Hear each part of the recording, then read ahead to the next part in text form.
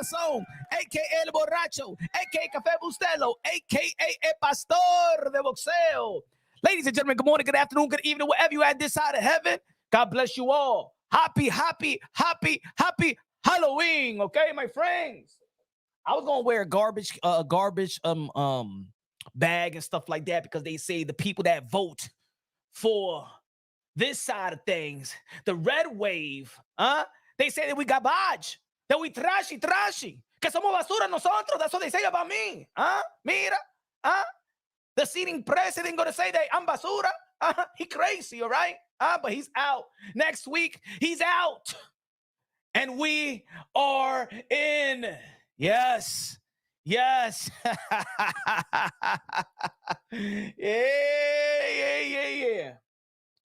Ladies and gentlemen, y'all already know, man, we are having great boxing this weekend. This weekend, we have the rematch between Consocial, Oshaki Foster. Hopefully nobody get robbed on that fight. We got Kid Austin, Floyd Schofield on the zone. You know what I'm saying? Back in the ring, one of the phenom in the 135-pound division, or maybe in the 140-pound division as well. Of course, man, we've been talking a lot. Kid Austin back in the ring.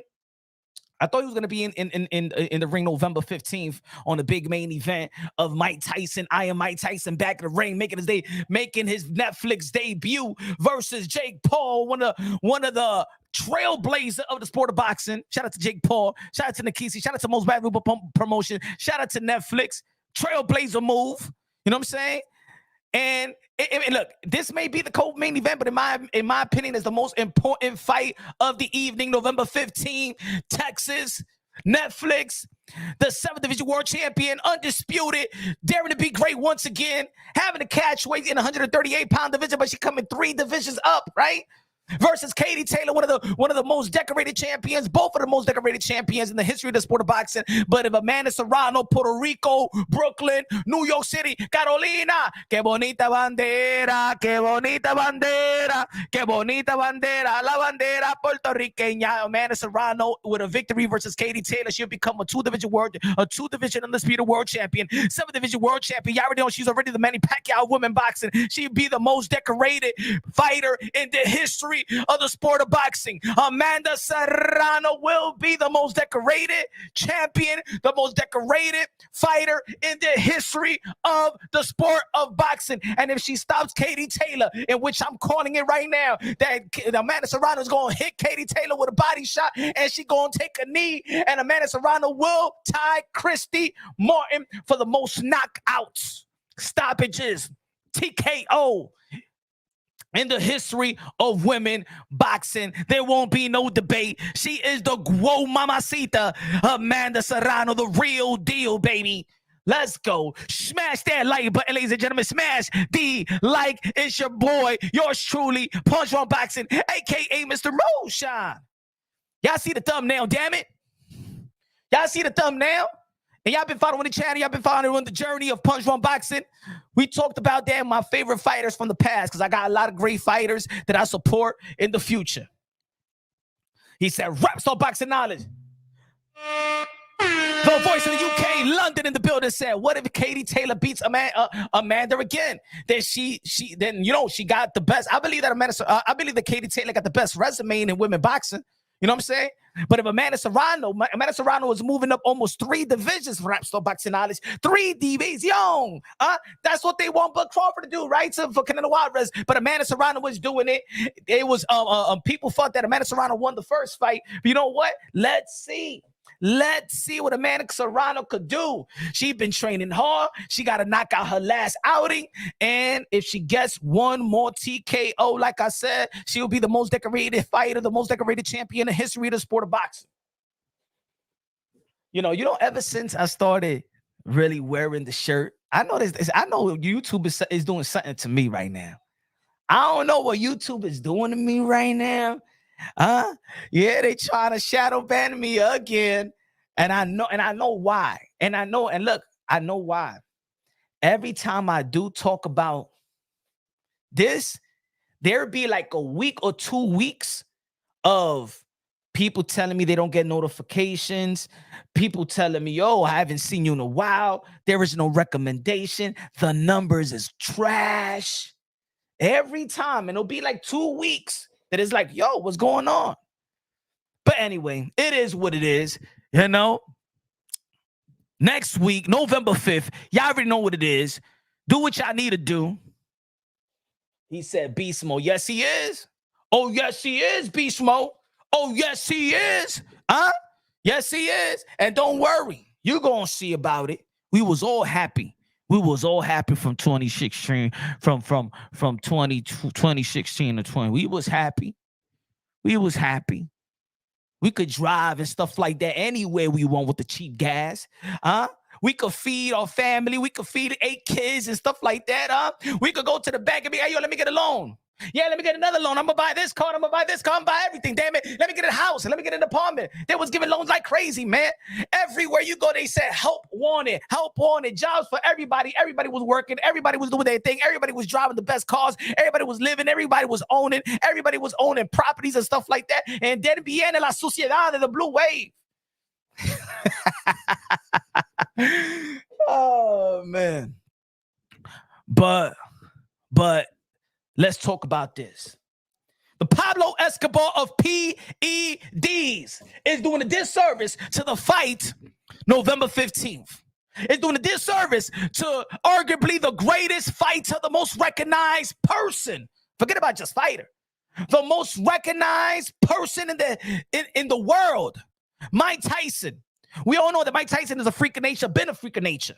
We all know that Mike Tyson been a freak of nature. Let's not forget that Mike Tyson is the youngest undisputed heavyweight that ever lived. You can't rewrite history. Remember back in the days when we hear the Mike Tyson story and where he was locked up as a juvenile. Then, you know what I'm saying? Eventually he ended up with Customado. And remember the story that was telling him that nobody believed that he was 15, that he was 14, 13 years old. They thought he was an adult. Mike Tyson was always what's the phrase? Ahead of his time. Mike Tyson always been a freak of nature. The athleticism on his side, the power for his size in the heavyweight division. And then here comes Ete Sucio, Ete Basura. That the Pablo Escobar of PEDs is going to create assumptions. That Mike Tyson, look how Mike Tyson's looking at right now, working hard. We know that Mike Tyson, when he's on the groove of working hard, nobody in probably in the history of the sport of boxing work as hard as Mike Tyson. The man is a machine. The man is a machine, been a machine. He's a man-child.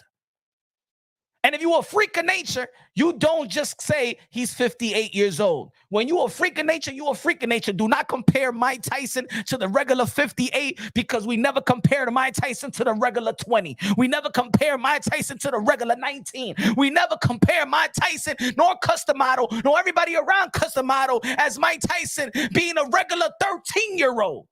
This has been Mike Tyson his whole life. For this dirty mother effer, the worst, the biggest cheat in American sports history, Victor Palomo, is going to create assumptions that Mike Tyson, that he's looking all jacked up, must be taking something. And he's saying, well, Jake Paul and Mike Tyson's not being tested. You just mad that nobody's putting all that money into the program, into the testing organization that you helped create. And if nobody is putting the $30,000, $20,000, $50,000 and pumping that money into VADA, you want to try to expose anybody that is not enrolled in the company that you build. Ladies and gentlemen, look, there's people out there that be like, man, we don't need Mike Tyson to get back in the ring. But then there's other people out there that's inspired by Mike Tyson. We inspired by it. If you know the story of Mike Tyson, you inspired by it. When he's talking, he's probably the realest, more transparent, unfiltered human beings in the public eye.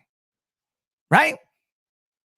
And maybe middle-aged men, middle-aged women is looking at Mike Tyson and be like, you know what, damn, I can still get in shape. There's people out there that be like, you know, damn, man, I'm already, 35, 45, 50. You know what I'm saying? I ain't never going to look that good. But if you put in the work, that's how you look like when you put in the work. Age ain't nothing but a number. Let's see what this piece of human garbage had to say to create suspicious. Ain't nobody created suspicious. Everybody's like, damn, Mike Tyson looking great. This guy has to come out of nowhere to create suspicious. So let's read the first tweet because he talks in the third person. He said, there's a lack of transparency. Nobody gives a damn. Nobody was asking if Jake Paul and Mike Tyson is getting drug tested by VADA. Who cares? Nobody was talking about it. Nobody cares. All right? Nobody take this fight as a serious fight. This is a spectacle. This is entertainment. This guy gonna say there was lack of transparency about drug testing for the Jake Paul and Mike Tyson. How you know? How you know? Lack of transparency. Who needs to talk to you? Oh, what happened? You contacting VADA to see if they're getting tested? Fight in 2 weeks. Can anybody confirm if there has been random testing leading up to this event? I don't give a damn and nobody will cares either. All I is that the Texas Commission seems to be in charge of the testing. Jake is 27 and Mike is 59 years old. Tyson has openly talked about using testosterone. I never said Mike Tyson uses testosterone. I believe that he talked about using stem cells.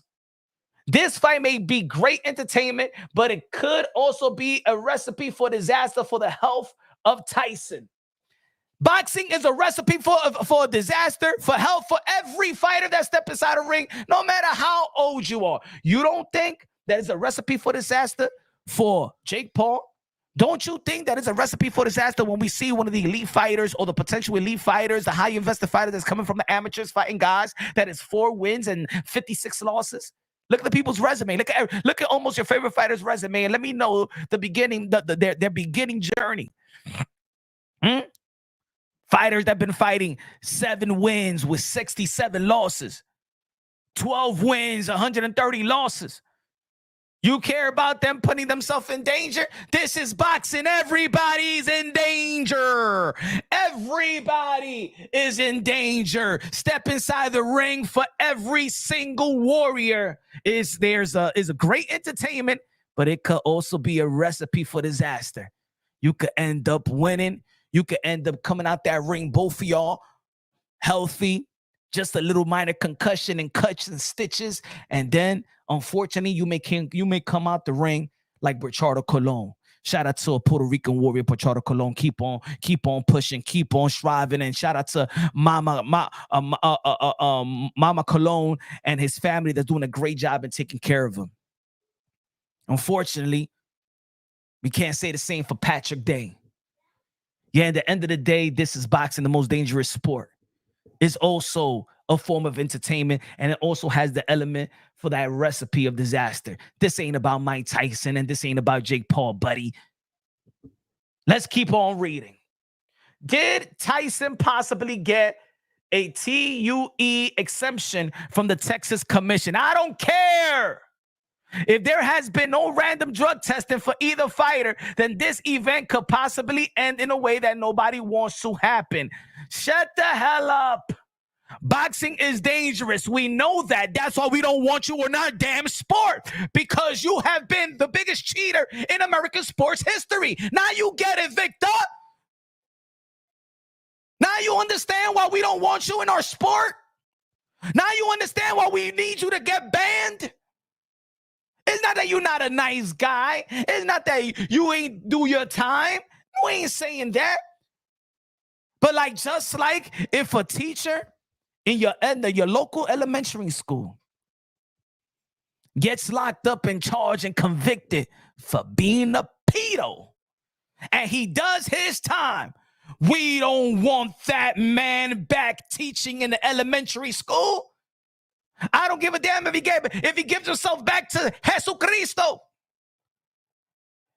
He won't be allowed in the school or near children. We don't want you near athletes because you damage one of the greatest athletes that ever lived. This is a dangerous sport. You think that 30, 40, half of your life, you think that we gonna trust you? Didn't you say that you helped inject and help Shane Mosley use PEDs, knowing that Shane Mosley would step inside that ring against another human being? You ain't care.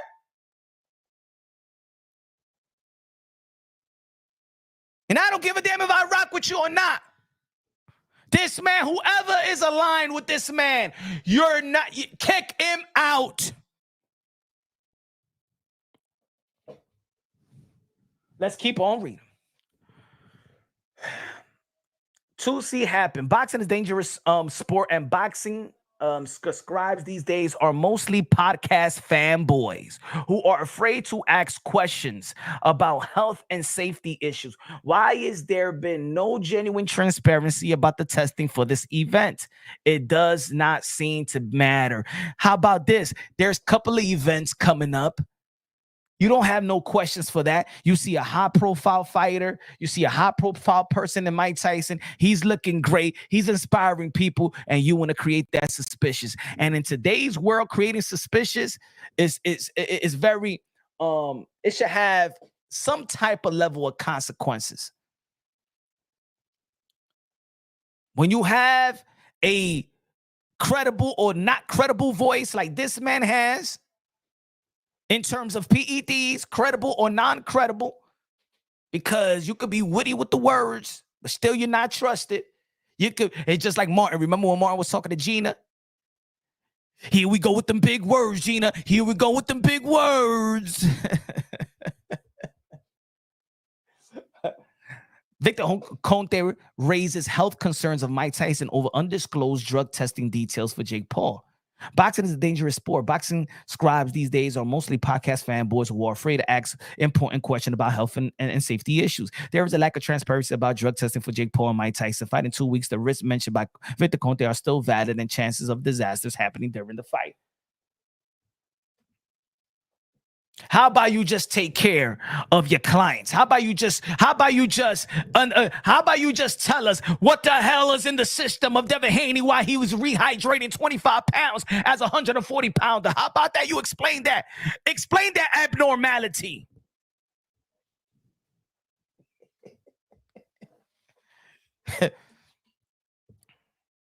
Explain that to us. What's good, everybody in the chat? What's good? What's good? Smash that like button, ladies and gentlemen. Smash it. He made the PEDs, and if you don't pay him off, they find you dirty. Exactly. Exactly, Brian. Exactly. Exactly. Ese tira un sucio.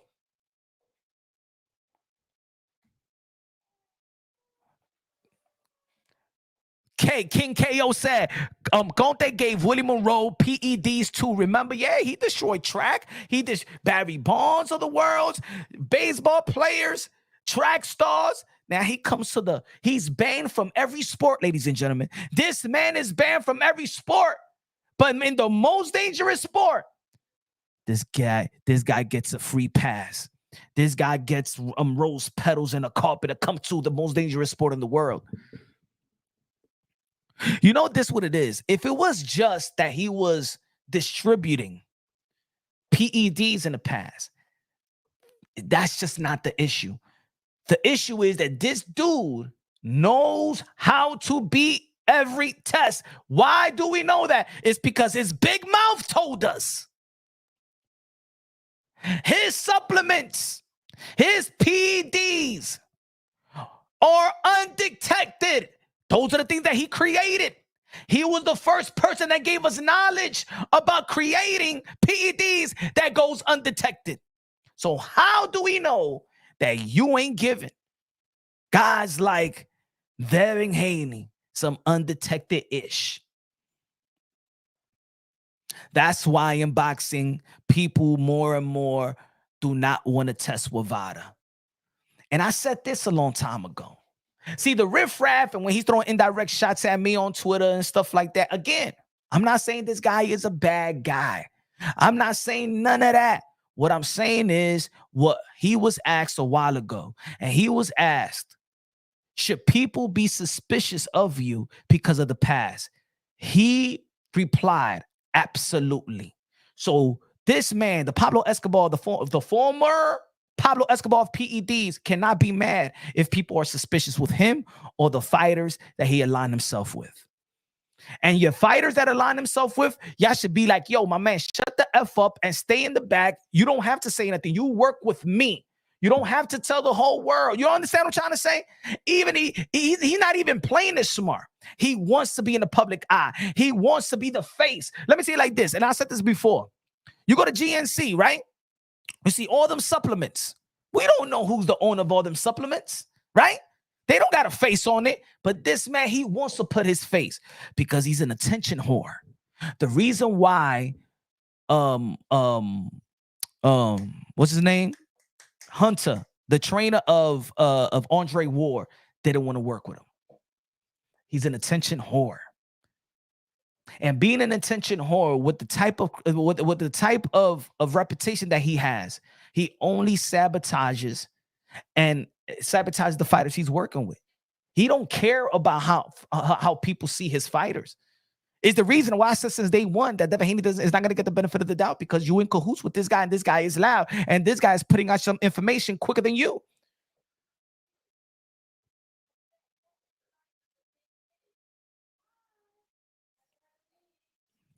Let's keep it real. It's because it's boxing dominated by Latinos and blacks. That's why it's in boxing. Yeah, did anybody see me and Billy Bill? We had a live the other day. Going there help Shakur, Crawford, and Haney to cheat without detection.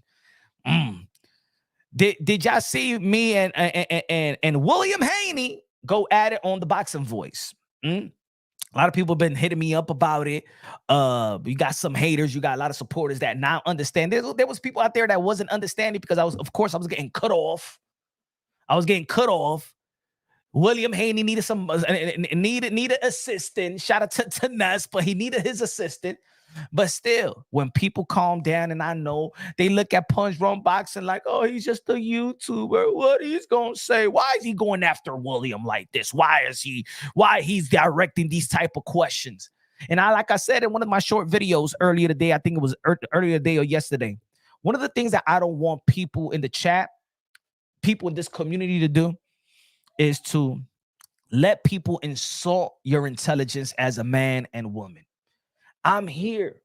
Hey, yo, let me tell you something, folks. Whether you want to believe it or not, whether you give me credit or not, whether you subscribe to the channel or not, whether you like me or not, whether you respect me or not, let me tell you like this.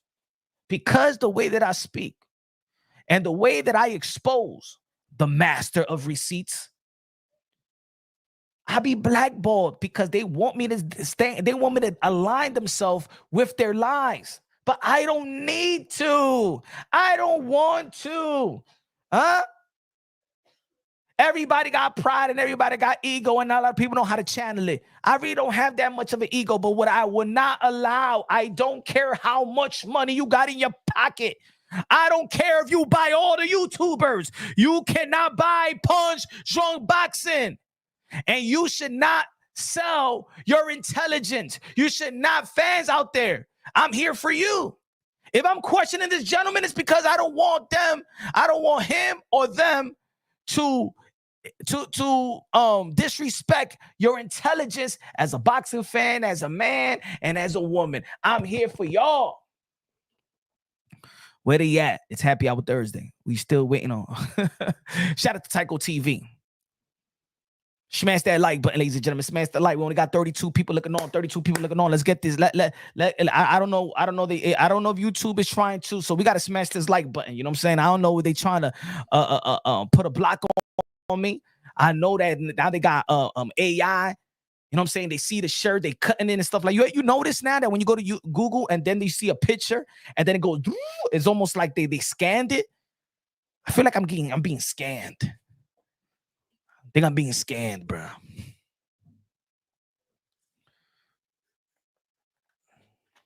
Let's keep it real because boxing is dominating my Latino.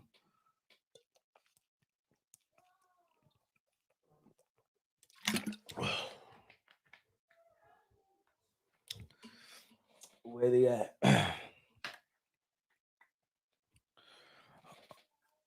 I don't know. I don't know if they vacation or something like that. I was watching you and Bill on TBV. I was watching you on live on TBV. Ness was bailing Bill out. And you know what, man? Look, shout out to Ness for letting me be on the platform and stuff like that. Of course, they wanted me there. Bill Haney called me out. He called me out. You know what I'm saying? But I don't understand why.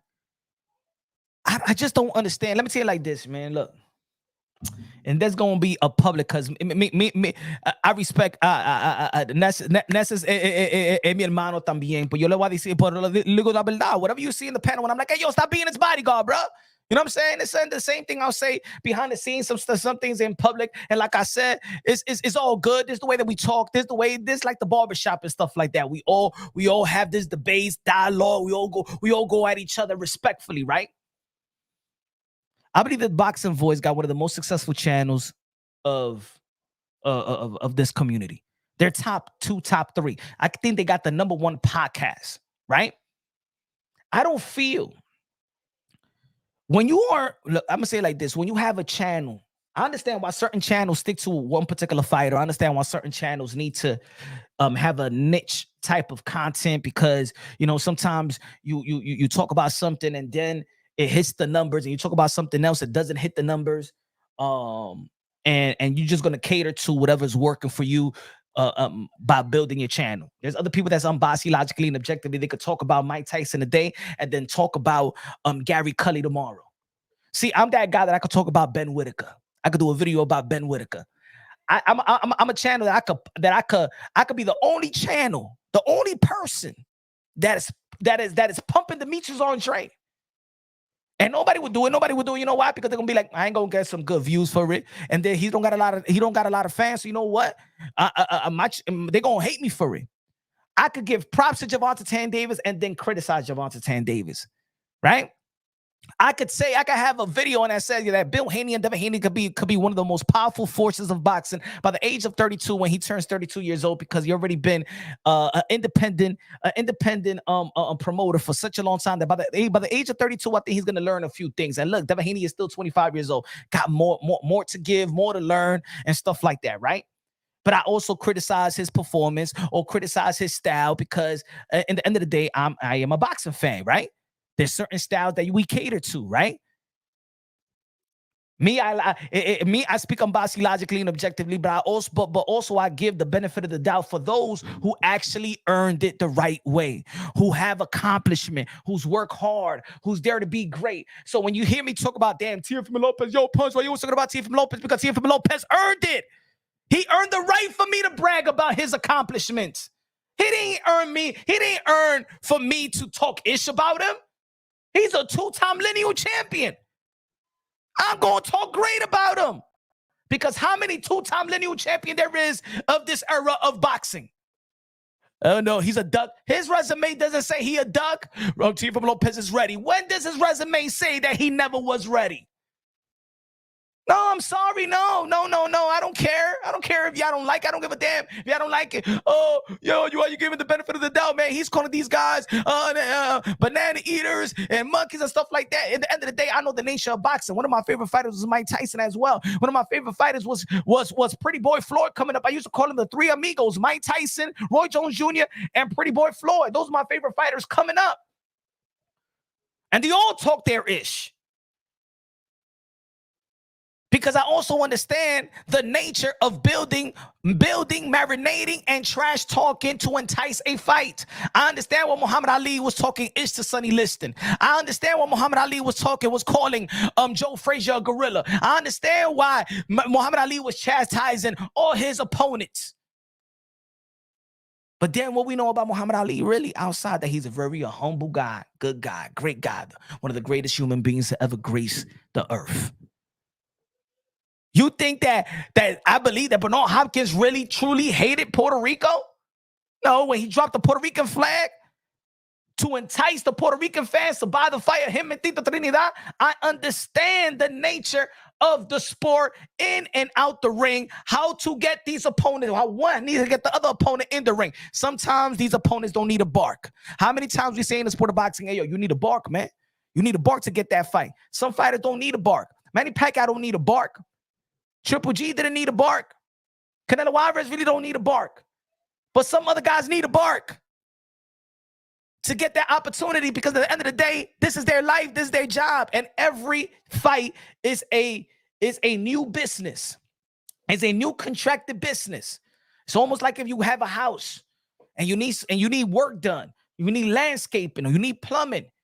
You call it, and for them, you call them out. You call them, and for them, it's a new job. Thank you. Damn, they call. All right, we got a job for this. We got a week job. They get their workers and stuff like that. The same thing with the sport of boxing. This is the way that they eat. So when they feel like they ain't eating, they gonna call it out. That's how we see call outs. That's what sometimes we see disrespect. So for the people out there, nah, but you don't hold Tio accountable for saying what he was saying. No, I don't need to hold him accountable because I understand why he's saying it. I know the intentions behind the monkey slurs. And if you know Teofimo Lopez, you will know that he does respect Terrence Bud Crawford as one of the premier champions in the sport of boxing of this young generation. But we also know that his name is the Takeover, and by putting weight on that Takeover nickname is by going after the best. Is the reason why he has two-time lineal. He goes to the 135, he takes over. He wants to 140, he takes over. The 147-pound division really doesn't have a really prestige champion there. It was Bud Crawford. Bud Crawford's a two-time lineal. Tio is a two-time lineal. Two of the most accomplished fighters in the sport of boxing. He's calling to be great. Now, we was talking about this is the issue that I do have with the Haneys. And this is the issue I have with William. And I'm going to say it like this. I'm going to give props what props is due. William Haney, manager of the year 2023, to put his son in the position that he's in, even to today. Great work. Trailblazer, awesome work. It's a lot of fathers in the sport of boxing that can learn from Bill Haney. Because there's a lot of fathers out there that's just trainers, but doesn't learn the business quite like Bill Haney. And then there's a lot of father trainers. There's a lot of father trainers that Bill Haney can't do because he's not hands-on. See, Teofimo Lopez Sr. is a hands-on trainer, but he's not the business guy. Bill Haney is not the hands-on trainer, but he's the business guy, right? So he's done a wonderful job in putting himself in position. I always say that fatherhood is prominent in the sport of boxing. I always say that, you know what, man, it's great to see a father and son collaboration in the sport of boxing. I love it. I'm a person that's an advocate for fatherhood, so I love it, right? But there's unnecessary, and look, I'm going to tell you like this. There's other promoters that may lie as well to the public or to an interviewer and stuff like that. But the thing is that while Bill Haney is so transparent in this community and he talks a lot, I also could pick off the things that is not accurate. And when you know certain things behind the scenes as well. See, let me tell you like this. Do you think that I would say 100% what goes behind the scenes? No, because sometimes you could out somebody that you don't want to out them. Because sometimes I may want to say something directly to you, but saying directly to you may expose this other person that doesn't need to be exposed because he's not in the mix. When I say this man contacts the entity of that what he built, it's because I know. If I say, bro, if I'm questioning, you work with Victor Conte, Bill Haney says, no, you're lying. Why are you lying for? For what? Everybody already knows that you work with Victor Conte. Why, if I ask you, you work with Victor Conte, you communicate with Victor Conte, you're going to lie to thousands of people just because Punch Drunk is questioning you. You're going to say you didn't work with Victor Conte leading up to the Ryan Garcia fight, that you didn't communicate with Victor Conte leading up to the Ryan Garcia fight. And that is a flat out lie. Why would you lie? And when you lie, it creates suspicious. Am I right or wrong? When you lie, it does create suspicious. You're going to think there's more to it. Huh? If your woman catches in a lie, she may, damn, she catch you on that lie, but now her mind is like, well, how long he been doing it? How long he been talking to her? And you be like, nah, it was just one time. No, it couldn't just be one time. Nah, she's suspicious. She's not the only one you cheated on me with. When your kids lie, then it creates suspicious, right? That's the bad thing about lying, right? We teach our kids, hey, don't lie, not even the little lies. Because when you're actually telling the truth, we won't believe you. And people ain't even listening because it's punch drunk boxing. There's people, especially he's not on my platform. So, but the thing is, the issue is, if I have Bill Haney's back against the wall, and Ness comes in, pause, and try to put layers on my question or fog up what I got him on when I'm debunking, that's not your job to do it. It's your channel, but it's not your job to do it. In the end of the day, you have a credible platform. You have made that platform without Bill. You have made that platform the most successful boxing podcast in America. You do not need to kiss or pop anybody's ass pimples. You don't. Bill don't need you. I'm sorry. You don't need Bill. Bill needs you. Yes, to the boxing voice, Nestor. Ness, my brother. You don't need Bill. Bill needs you. Without Bill, you do the same number. You're going to have 800, 900, 1,000, 1,100, 1,200 people looking on. You don't need that. You don't need to be known. You don't need to be his assistant, his bodyguards. No. You don't need that.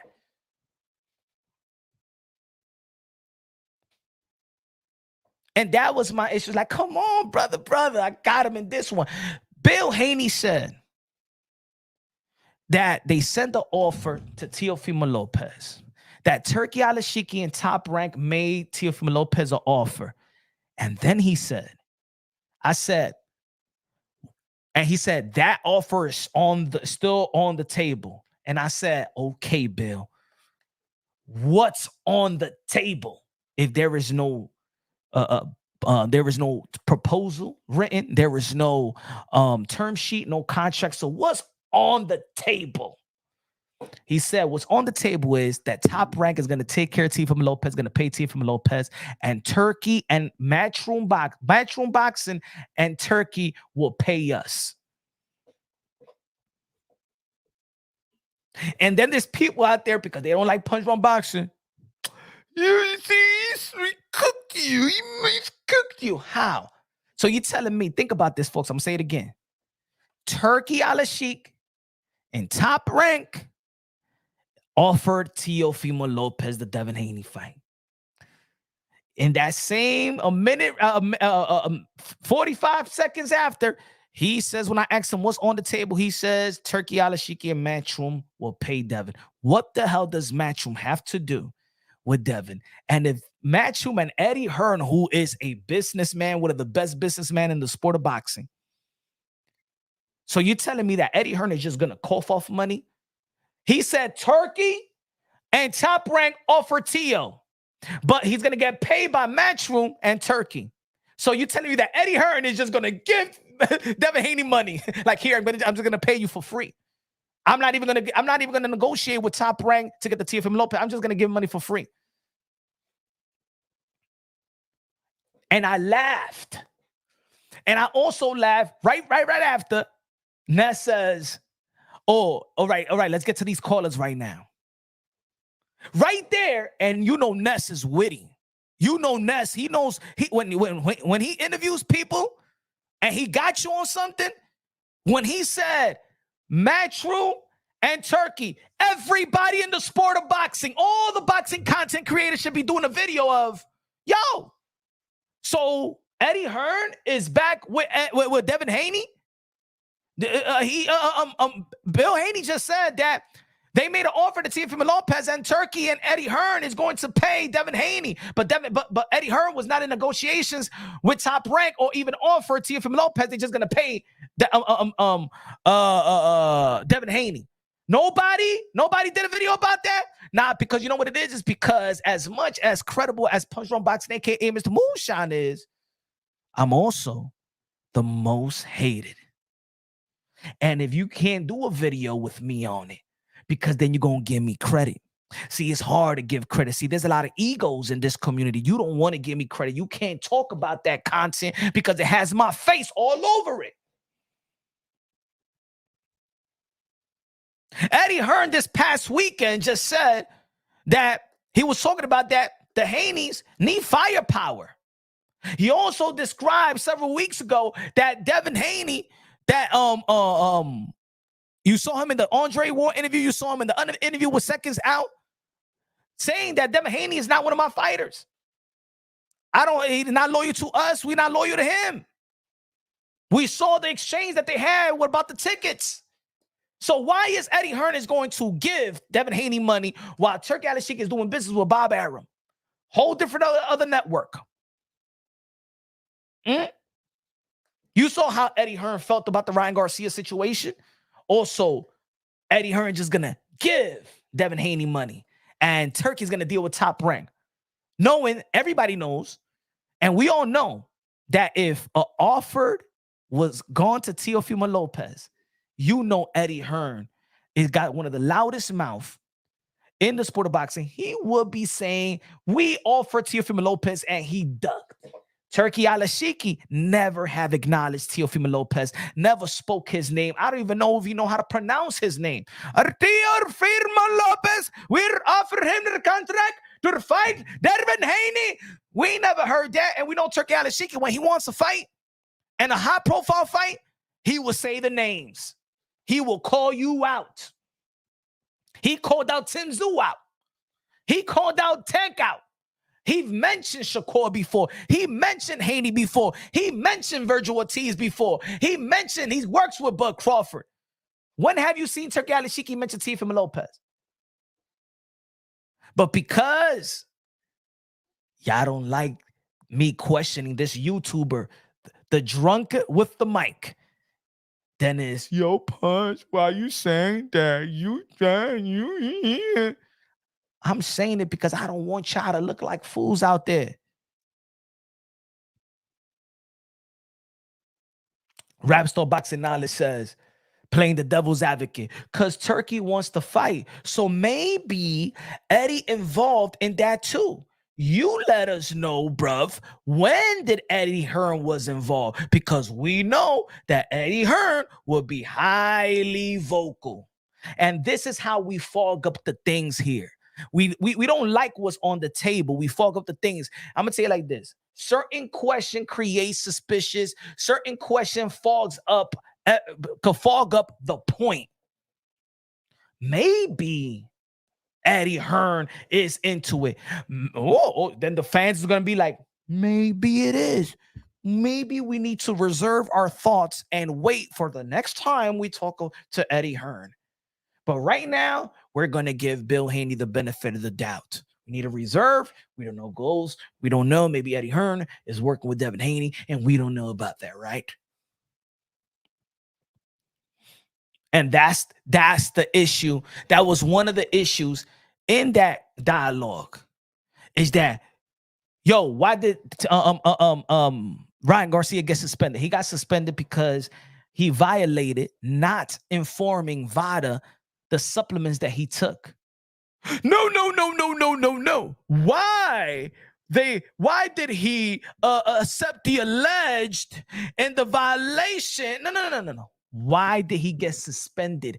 Why did he get fined $10,000? Why did they cough off the money and give it back to Golden Boy Promotions?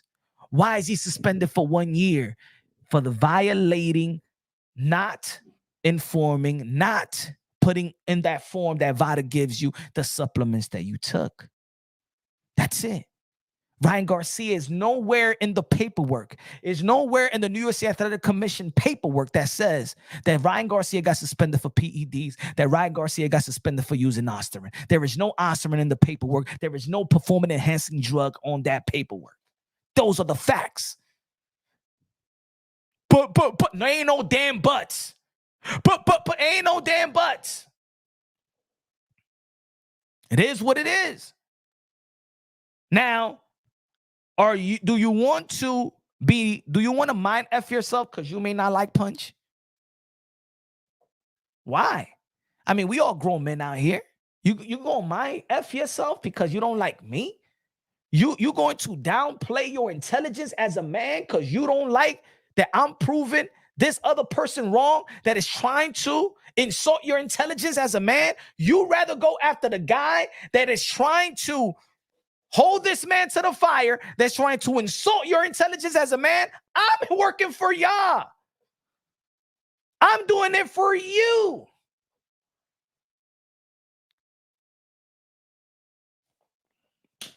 How? Maybe is that. Maybe is that. Oh, maybe y'all. When y'all seen Bill, y'all starstruck. How dare this Punch Room Boxing is gonna call him out? How dare him show his receipts? Because I ask you simple questions and you voluntarily lie for no reason. Ladies and gentlemen, check this out. Check this out. What do you hear in this? Is this Punch Room Boxing, or this is just Bill Haney shooting himself on the foot? Hold on.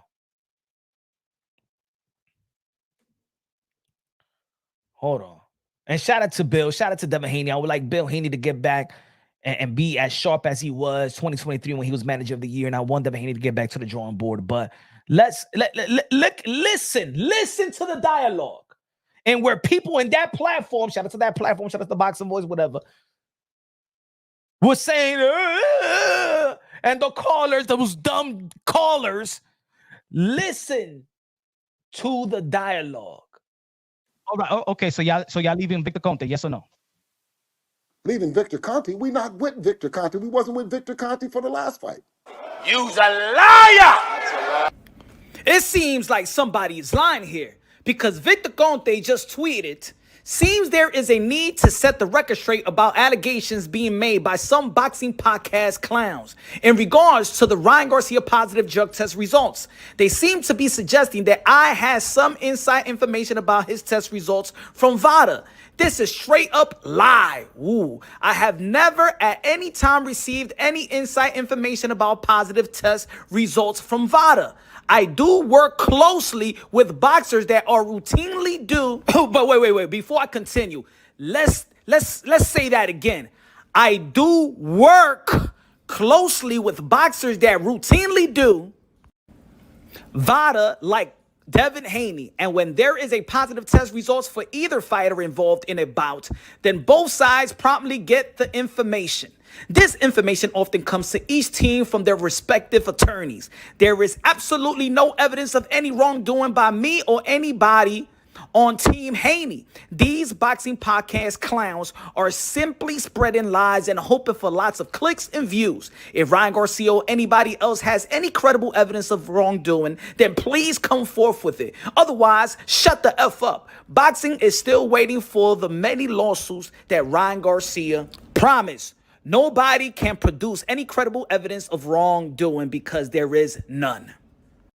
So y'all not with Snack? We weren't with Snack for the last fight. So you don't communicate with Victor Conte? You didn't communicate none whatsoever with Victor Conte? You don't communicate none with Victor Conte. No. How do you know the information before Devin? How he was tweeting about information before Devin and you? I just said that we're not with Victor Conte. You's a liar! You know, for this fight, he's training there in Las Vegas. We communicate at a distance. Understand that I've been, a lot of the things that he does are protocols and methods and supplements and testing that he's been doing for years and years. He doesn't have to be at the Snack gym to follow through with a lot of the things that we've helped him with over the years. So Devin's my favorite. Devin's my favorite. So how is Victor Conte post? If you're not with Victor Conte, how the hell did Victor Conte was posting about y'all information? God. What else do you want? Y'all? What else do you want me to say, bro? I just told you the answer. You saying how? How not, bro? How not? Puns, give me a minute. Let me catch up, all right?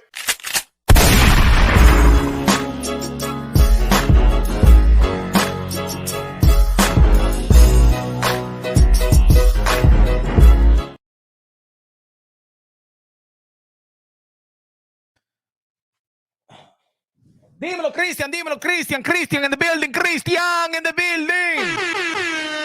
You had Bill all over the place. He was stuck most of the time. He's Pinocchio. I'm a real boy. Ladies and gentlemen, look, I'm going to say it like this, folks.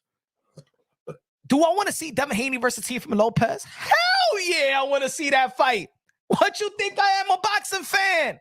Of course I want to see Devin Haney versus Teofimo Lopez. That's one of the premier fights of this young generation. Teo versus Haney. Haney versus Shakur. Haney versus Tank. Tank versus Teo. The Ryan Haney rematch. The Ryan Tank rematch. Ryan versus Core. Whatever. These guys are going to be linked to one another till they're retired, bro. It is what it is. This is their generation. They always going to be linked. When we're watching Devin Haney and he gets knocked out, we're going to be thinking, well, damn, if it was Tank, that shit could have been worse. If it was Teo, that could have been worse. When we're thinking about, Teo not performing to the level of his competition, then we're going to be thinking about, shit, hey, yo, I think that Tank or I think that Haney can actually box him, right? That's what they were saying about after the Regis Prograis fight, right? Nah, I think that Haney will probably beat Teofimo Lopez. That's what the people were saying. Right, and then we seen how Devin Haney performed with Ryan Garcia. Now everybody's Teo will beat Devin Haney and Teo will beat, and then they see Shakur, and then Shakur doesn't fight to the level of his competition. He fights to the level of his competition. Now Tank is going. The only way that Shakur beats Tank if he just makes it to 12. You understand what I'm trying to say? I want to see the fight. But the thing is, why do we have to always downplay a fighter or talk? He's scared. You know that Teo ain't scared of nobody. Bill and Devin knows that. Do I believe that Devin Haney is scared of people? No, his accomplishment tells me that you know what what I knew. You know when I knew that you know what? Devin ain't afraid. I know all fighters are not afraid, but we know I'm talking about this casual boxing talk as well. When people be like, yo, he's afraid, he's fearful. We know that boxers ain't fearful. It takes a lot of pride, cojones to step inside that ring. Devin Haney gave Vasily Lomachenko an opportunity when Devin Haney didn't need to. I even said, man, I don't think that Devin Haney is going to give Vasily Lomachenko. He ain't going to do it. I don't think so. And he did when he didn't have to do it. Massive credit, massive. No matter how you saw the fight, if you felt like Devin Haney lost or you felt like he won, he didn't have to fight Vasily Lomachenko. He could have gone straight to the 140-pound division. I said, you know what? That's we always want to talk about that. Fighters doesn't defend their world, their champion, the unified the titles, their undisputed title. But that defense right there was highly credible. Highly credible. His defense, in my opinion, was more even credible than beating a George Kambosos, in which I feel, and I knew that you just got a good day. You had a good day, right? But if you're going to say that you offer somebody it, then supply with the facts. It doesn't make sense. Being on the boxing voice, when we were having a dialogue, said, I just came off the phone with Top Rank and I was just talking. So, all right, call that representative and hop on the boxing voice and tell us that, Teofimo Lopez did decline the offer. It's easy. Why y'all telling me, call Teo? No, call that representative from Top Rank and say that our guy ducked the fight. Easy. You just came off the phone with them. Oh, you think I'm going to call this guy and say, hey, yo, I'm on live and there's some gossip talk. So, nah. Call the same guys that you had a meeting with. And this is the reason I said this a while ago.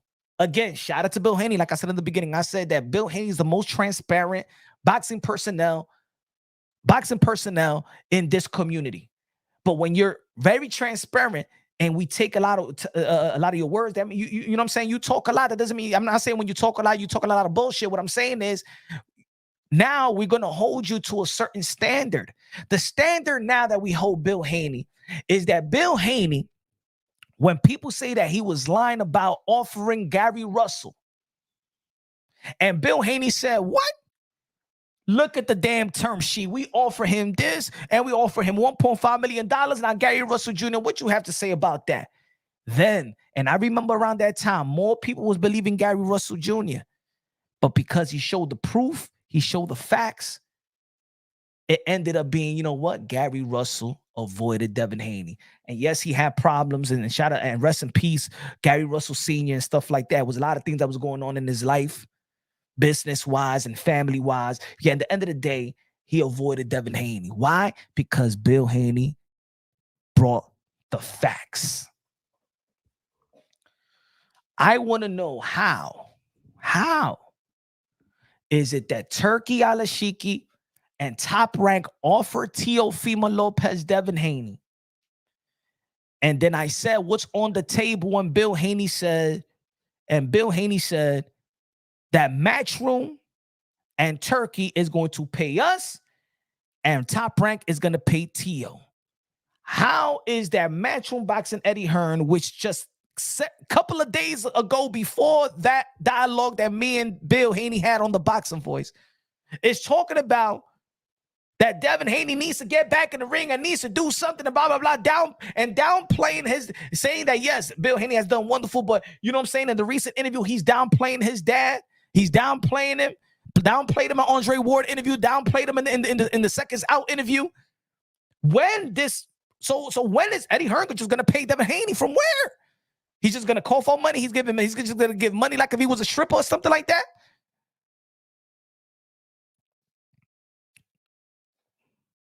Now, I'm going to do my due diligence more, you know what I'm saying? Because I want to see the fight. But I don't want to talk bullshit. Albert in the building, one of the members of Punch Bone Boxing. Melise, I like how Ness callers was coming at you, pause, and saying how they don't like cheaters, yet they ain't say nothing when Haney rehydrated 25 pounds in previous fights. Facts, Albert. Guts with the $4-5 super chat. Melise said Bill Haney lies even when he says the truth. I lie. No, he said I tell the truth even when I lie. So say goodnight to the bad guy. It's going to be a long time you see another bad guy like me. I'll tell you that. Bill has a gift to gab. Bill knows how to, he knows how to, he has a gift to gab. But me, born and raised in New York City, man, the way that Bill Haney talks is second nature lingo to New Yorkers. You understand what I'm trying to say? I'm not trying to downplay no other city's IQ or street savviness and stuff like that. But even Bill Haney knows how New Yorkers think. Even he knows how we talk. He knows it's almost second nature. Bill, look, I'm gonna tell you like this, and I said this before. Bill Haney talks like a New Yorker. Bill Haney is more New York than in my opinion, than anything else.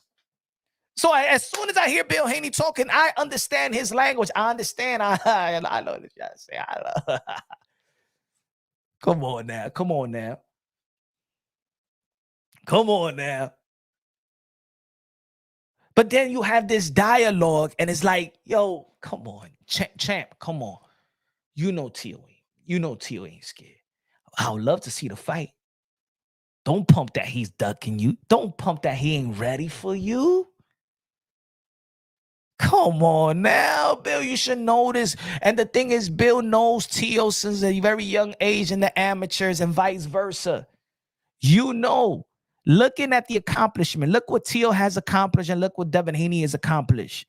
The facts is, whether you're a fan of them or not, whether you're a fan of Teo or not, whether you're a fan of Devin Haney or not, they got legacy. They sitting on legacy. So do I want to see the fight? Hell yeah. Exactly. Yo, real estate. He said, Bill is a fast talker. And that fast talk is slow motion to me. Now, he could fake them dudes in Texas. Shout out to my Texas people. But them channels, them dudes in Texas and stuff like that, you could get from down south, them slow cities and stuff like that. And when they talking fast, they like, oh my God, yeah, Bill, yeah, Bill. No. But that talk is slow motion to me.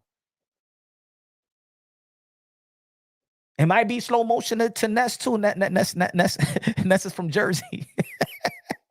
I'm from the heart of New York. Money making Manhattan. That's Bill Haney talks like dudes from the Diamond District, bruh.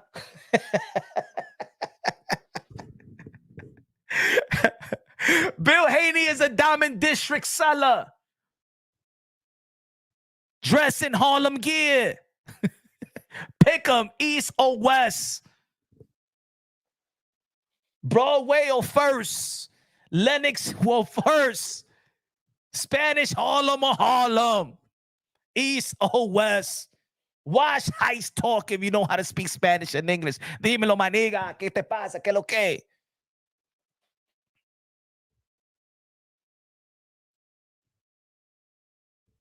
King KO said, Bill can't pull the wool over my eyes. I always call him out on his cap. That's what it is. And it's okay. You know what? In the end of the day, you know why it's okay? Because in the end of the day, Epoxy Magic in the building. Ness jumped in the line of fire to save his man Bill. This is my man Punch. Leave him alone. Facts, yo. Facts. I'm like, yo, chill, Ness. Yo, relax. Stop being a damn bodyguard, bro. Yo, even at one point he said, yo, Ness. Bill was like, yo, Ness, tell him, Ness. And you saw that part when I'm like, yo, Ness, pero mira, ese tigre se está riendo de nosotros, mi hermano, que lo que, deja eso, mi hermano, que, diablo.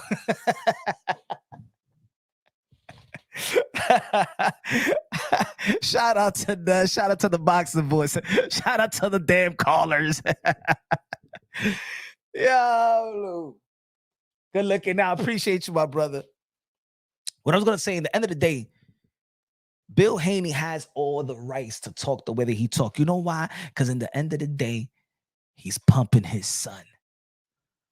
He's pumping his son in the end of the day. Just not a fighter, not just somebody that he likes, not just somebody that he supports, not somebody he just invests but doesn't have a strong connection. It's his son. In the end of the day, Bill Haney don't give a F about nobody out here when it comes to his son. And if he needs to make a point across, a la buena, a la mala, Tony Montana style, I tell the truth.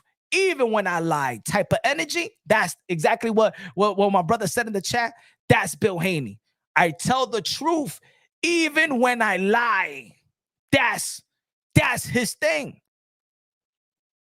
And that's all good. Because at the end of the day, fatherhood is prominent in the sport of boxing. You think that Bill Haney's going to out his son? You think Bill Haney's just going to make his son look vulnerable? The only thing that I feel like, again, that I didn't like is them going to, because also, we look at Bill Haney like a street dude, right? He said to Floyd Mayweather, he's in the streets. But you suing that right there, that ain't you, brother. That ain't you. And the reason why I say this is because if Bill Haney, not Bill Haney, but Devin Haney comes from money because of the work that Bill Haney put in, then Devin Haney is used to money. Money is not going to drive Devin Haney because that's second nature to him. If you come from money, that's not what drives you like that. It keeps you interested. It keeps you up to date. It keeps you up with the fashion. It keeps you up with the ladies. It keeps you up, you know what I'm saying? But that's not the drive. In the sport of boxing, mental is a lot, man. It don't matter how much money you make. We seen Oscar De La Hoya make all the money. Mentally, how he ended up. All those mistakes that he did outside of the ring. What about Mike Tyson? Mike Tyson had all the money. Mayweather made certain bad decisions when he was locked up by allegedly assaulting his baby mama. God rest her soul. Don't matter with money sometimes for people. It don't matter. So when it comes to Devin Haney, what I want is Devin Haney to go back to the drawing board and get the little Austrian out your damn head, and the people around him stop mind effing Devin, because in the end of the day, the reason why Devin got in the situation physically is because the people around him mind effed him. So didn't y'all learn from the mistakes? Didn't you learn that that when you told Devin Haney that you're Drago and go out there and kill Ryan Garcia, that he the one that almost got wiped out? It's like it's like this. It's like I'm looking out for Devin Haney mentally more than everybody in his corner if he was listening. I keep it unbiased, logically, and objectively, bruh. After I don't keep it real. I don't keep it unbiased, logically, and objectively, folks. Even with the people out here knows that, you know what I'm saying, certain fighters that I do give the benefit of the doubt, there's certain fighters that I am cool with, I am friends with, and stuff like that, and I still keep it real. Demetrius Andre versus Sulecki. Nah, man, you had to make a statement, man. This is the reason why they're going to keep on ducking you. You had to make a statement versus Sulecki. You had to make a statement versus Liam Williams. Damn, I like the win. I respect the win, but damn, it's not gonna gather the people. Damn, man, you had to make a statement versus. I did a video about it. Go see it. Teofimo Lopez versus Steve Claggett. Damn, you beat him every round, but you win the whole. That's unacceptable.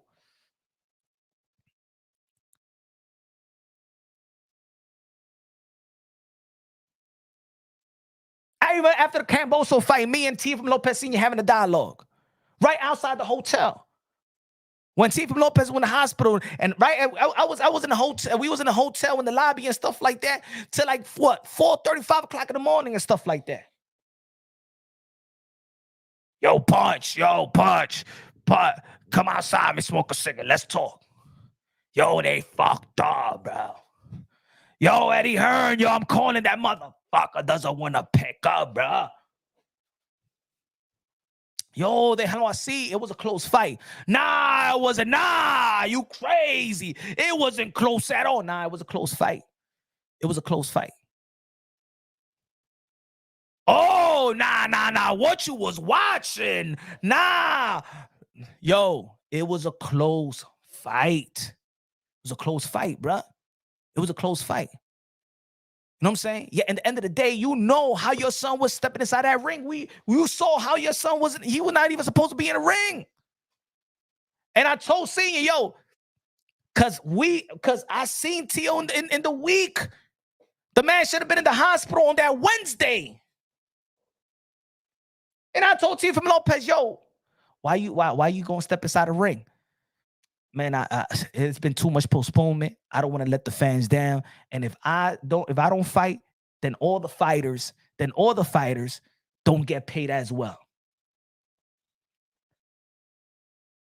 Friday night. Friday evening. Dude, take him to the hospital. Teofimo Lopez's mom crying in the lobby, getting Senior. We need to take him to the hospital now. He doesn't want to go. No, he's going to fight. No, he don't want to go. He's going to fight. I knew this man was not supposed to be in the ring. This ain't no game cap. If I don't say the truth, then I'm the liar. Then I can't look at people in the face. Can you imagine me? Can you imagine me being there, me witnessing and me knowing information, and then I come out here and say, you know what, nah, you know what it is? You know, Tio just had a bad night. You know what I'm saying? Tio just wasn't. No, that's me being fake. Now, if I wasn't privy to the thing, if I wasn't there, if I didn't see him suffer, if I didn't see his parents trying to get him in the hospital and his mother crying, we need to get him in the hospital, and Teofimo Lopez saying, basically, I'm going to fight in the ring with or without anybody, then I'll probably be like most of y'all, thinking whatever y'all was thinking about the fight. But nah. But guess what? That's why after the fight, I was telling Senior, like, yo, no, not chill, bro. I respect your son more for this fight than his victory versus Vasily Lomachenko. I told him in his face outside. Yo, I respect your son. This fight right here tells me, because that's right. I remember that week I said, yo, this kid is really crazy. This guy's fighters, they sign up, whatever happens, they willing to die in that ring.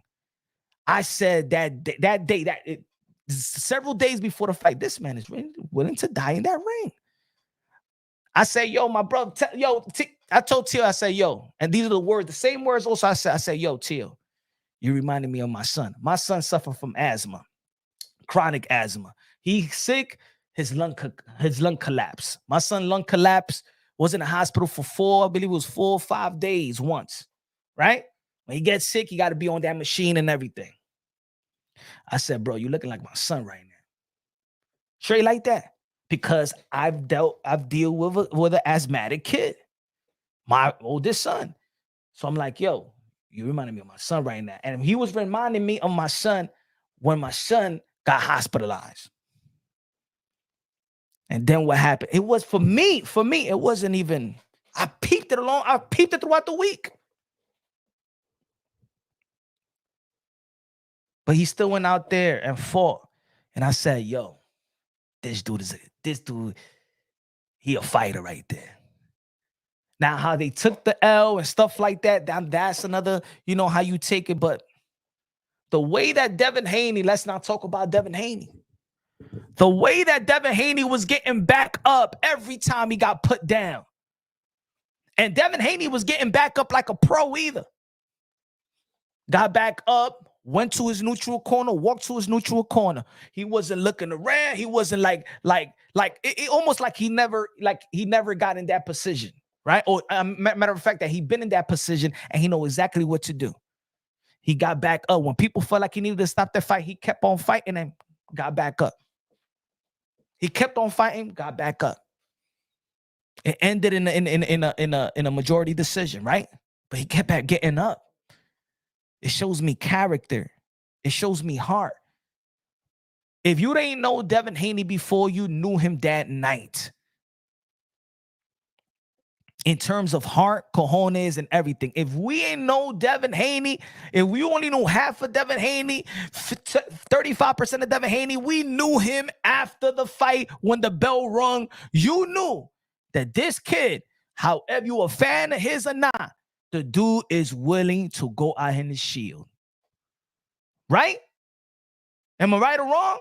Am I breaking it down unbiasedly, logically, and objectively? Is this shit talking or real talk?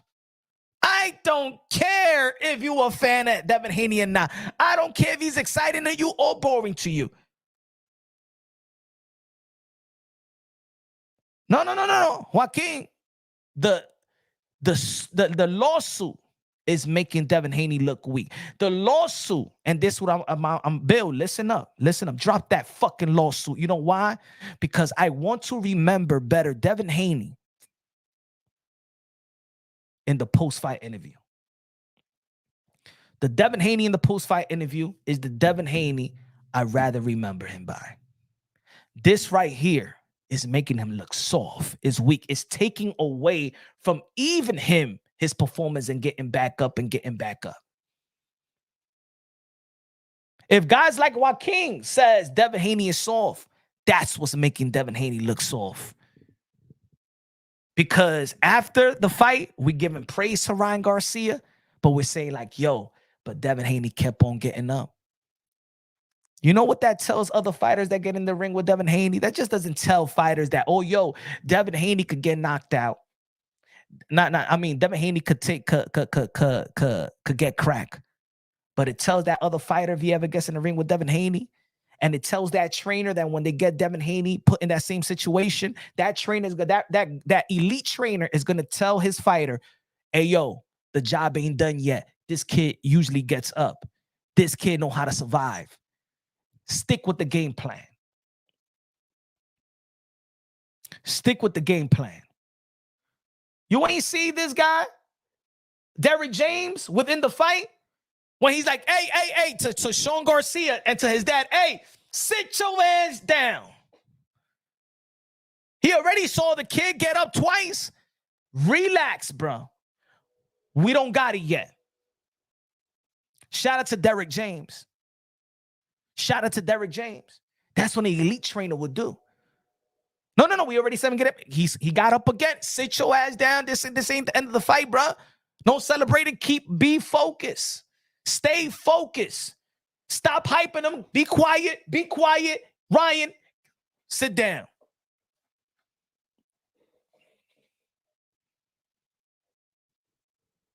And another elite trainer is going to do that as well.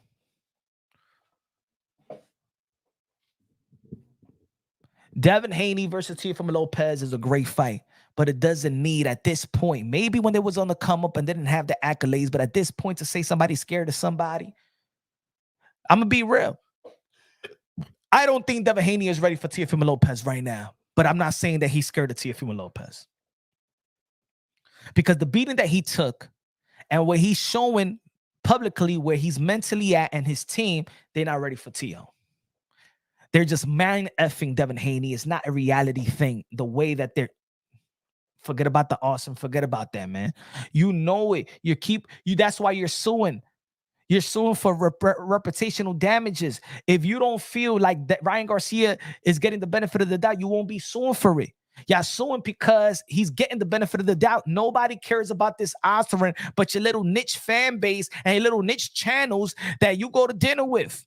It's not sinking in with the rest of the world. That's why Andre Ward, a Hall of Famer, could be like, you know what? Ryan Garcia didn't take it intentionally.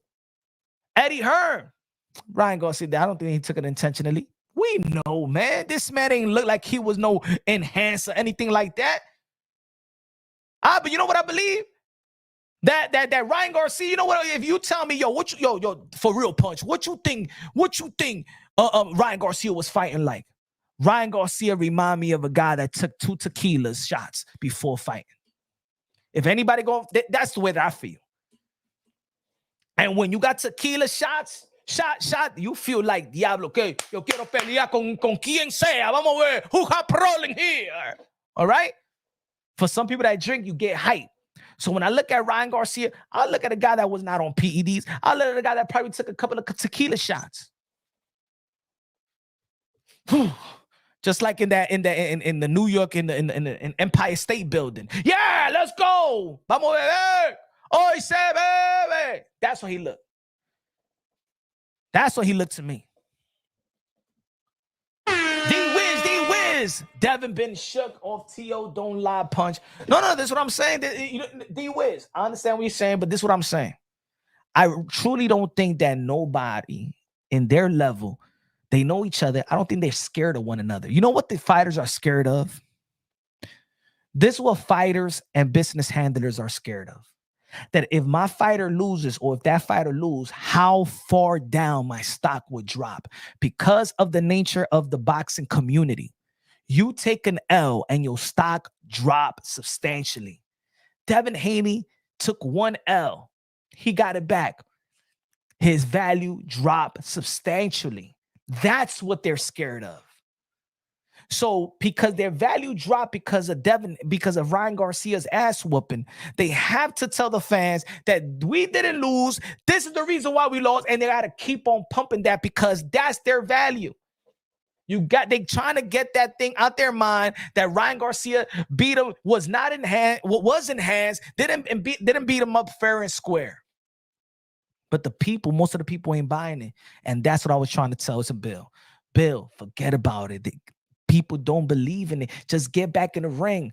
Most of the people just want to watch a fight. We only respect fights. Most of the people, even hardcore boxing fans, don't even respect fighters. We don't care about the health of fighters. Let's be honest, man, because we pay to see another human destroy another human's health. That's what we pay for. It's exciting because of that.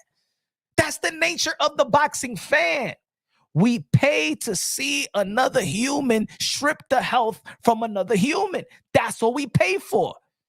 We don't care about your significant other. We don't care if Mike Tyson back in the days got locked up for allegedly violating Desiree Washington. We want to see Mike in the ring.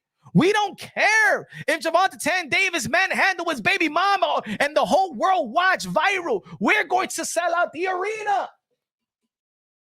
We don't care if Teo's having, you know what I'm saying, marital problems. We want to see Teo in the ring versus Josh Taylor. We don't care if Dimitri Bivol is having problems with his baby mom and his baby mom is trying to tell he's injured and trying to embarrass him. We want to see Dimitri Bivol and Beterbiev fuck the bitch. So what Devin Haney needs to do, get back in the damn drawing board.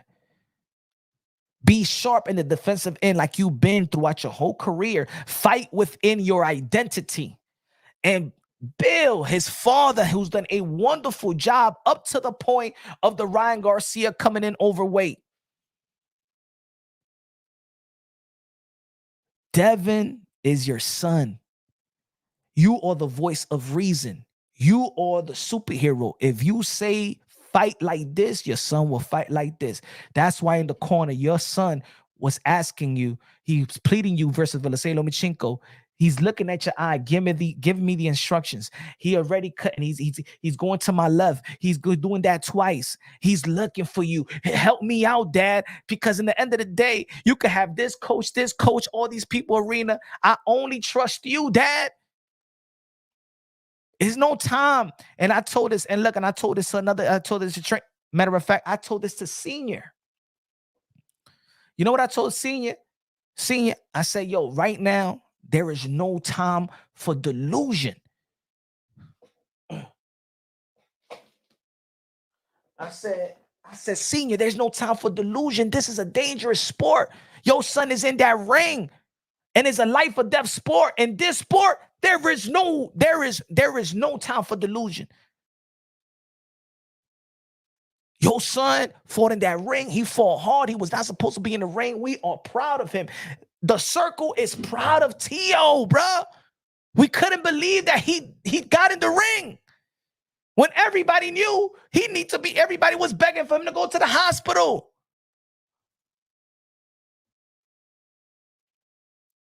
So I say this to Bill.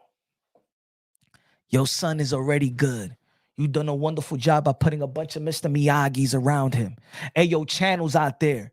Channels that y'all pro Devin Haney channels, but y'all really pro Bill Haney channels, bro. Yeah. Spin your little narratives, bro. Yeah, at the end of the day, you're only hurting Devin Haney, man. In the end of the day, if Bill Haney is inviting you to his circle and his son's circle, and you guys are saying, hey, yo, you know what I'm saying? Yo, Dev, I bet that you're going to knock out Ryan Garcia. You're doing a disservice, bro. You speaking a language that he doesn't speak. And now Devin Haney, who is still young, 25 years old, yes, that's a sponge. Yes, he wants to motivate himself to do what his supporters want him to do. And he went out there uncharacteristically, but he went out there for y'all. You guys are being fake around him. And that's the only man that's stepping inside that ring, bruh.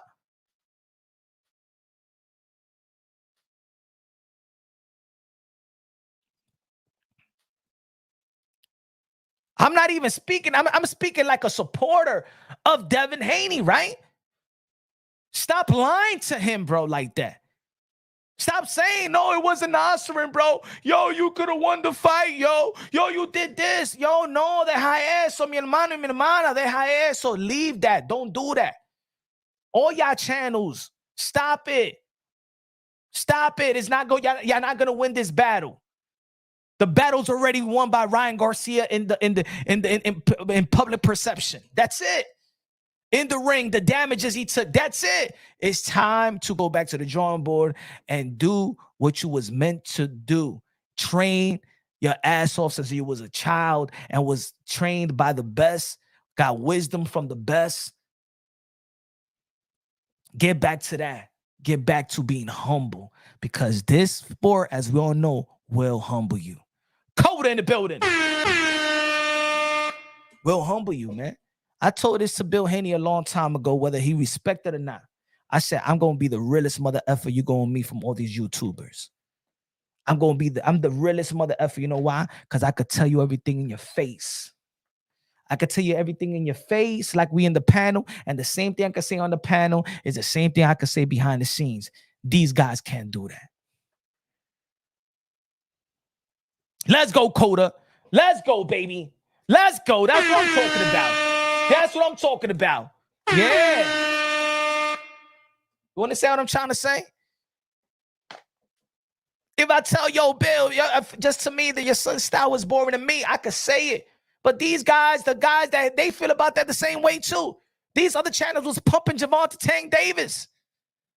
And as soon as Bill Haney drops in your channel, then yo, I'm a Devin Haney. Nah, man. Bill Haney see through that fakeness too, but it does help his son. I know Bill.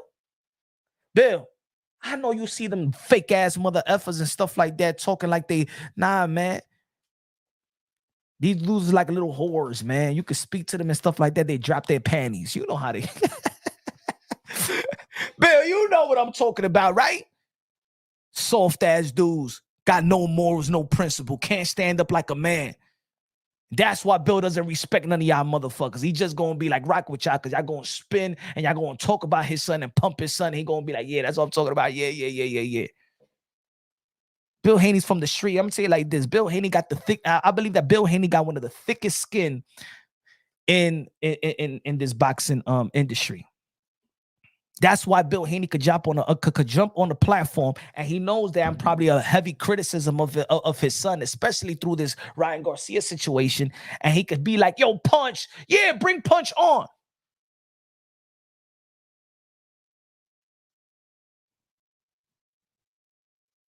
He is hilarious. He's funny. You know what I'm saying?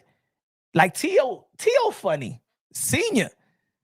I know that fight was so good, and that's what it is. I'm like, yo, and to Nas, just be real con ese tigre.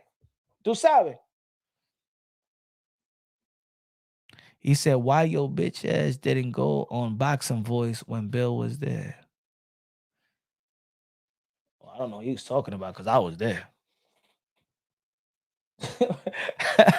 Hey, yo, what he's talking about?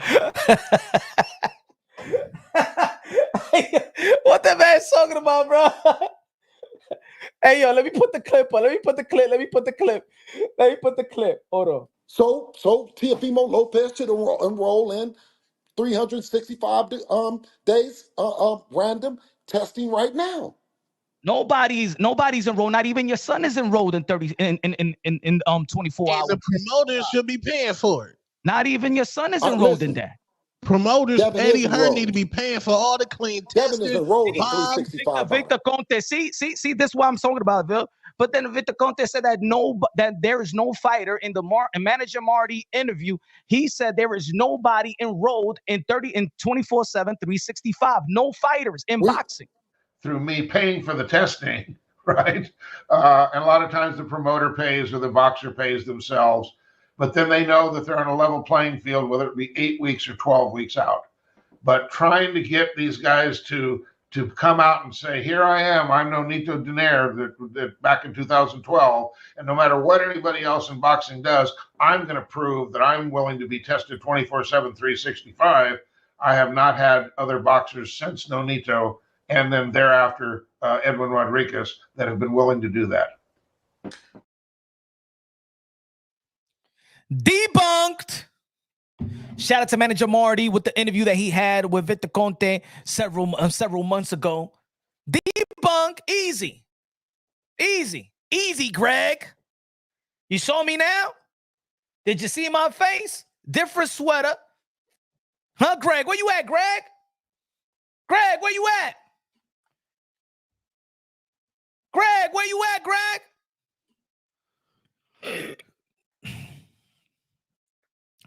Hey, yo, Greg, where you at? What happened, man? You drop your phone? He's like, oh, shit. Yo, Coda, he's like, oh, shit. God damn. Shit. Punch Drunk is a real one. God damn shit. Greg, where you at, Greg? You got knocked the fuck out. Greg. Greg, where you at, Greg? Greg, I'm talking to you. Greg, where you at, Greg? You dropped the phone in the toilet, Greg? Greg, I'm talking to you, Greg. Where you at, Greg? Don't tell me that your battery ran off, right, Greg? You need to charge it? Greg, you still got a Nokia phone? Huh? You still got the... What's going on, Greg?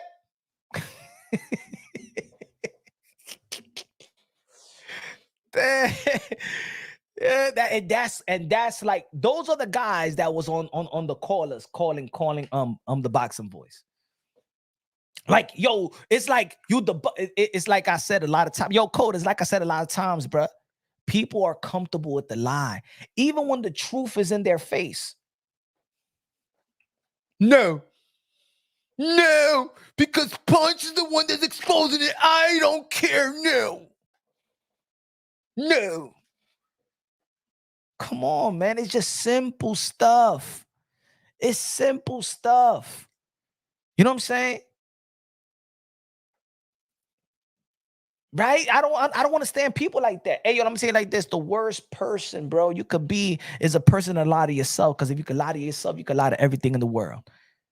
You could create your own little perception and stuff like that and lie to yourself. There's some people out there that lie so much they believe in their own lie.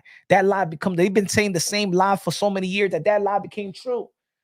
You never heard about people that never made it to where they wanted to make it? Like whatever they was playing, baseball, basketball, football, and they tell all this story for so many years. They got kids, they got grandkids, and tell the whole lie story. They believe in that story. Yeah, what had happened was that I had a fracture. I fractured both my 10 toes and stuff like that. So when I was jumping, before I used to dunk over everybody, but I fractured my 10 toes and stuff like that. So when I'm on my way to jump, I couldn't jump no more. And you know what I'm saying? So I couldn't make it where I needed to make it.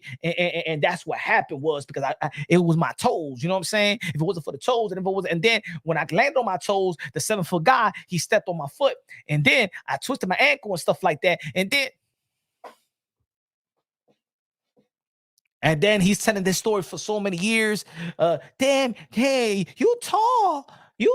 He runs into girls in a bar in the bed. You tall, like you should play basketball. Yeah, I used to play basketball, homegirl. Yeah, you know what I'm saying. I got some. Yeah. You know, I did play overseas. In the Coulisses. Where's the Coulisses? You never heard of the Coulisses?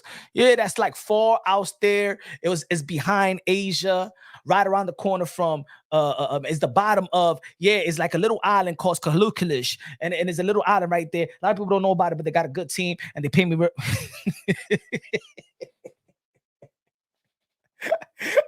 You would have lied. She ain't gonna be checking that Google shit. Kalukalish, I never heard that shit, but that's just right. Yeah. Yeah, and then well, what happened? Yeah, and I fractured my 10 toes.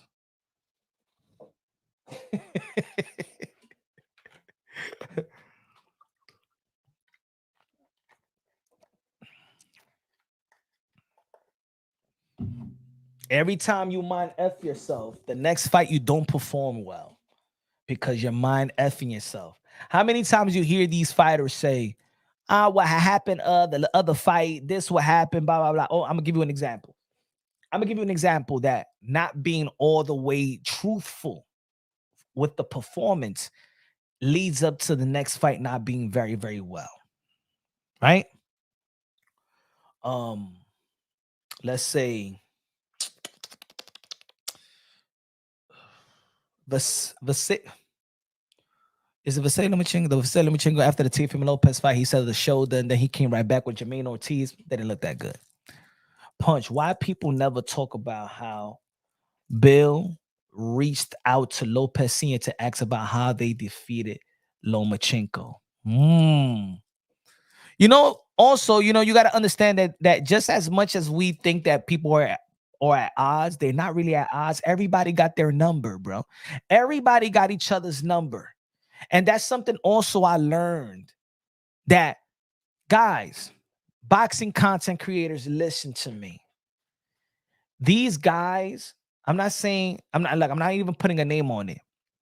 Some of the people are genuine in coming to our platform.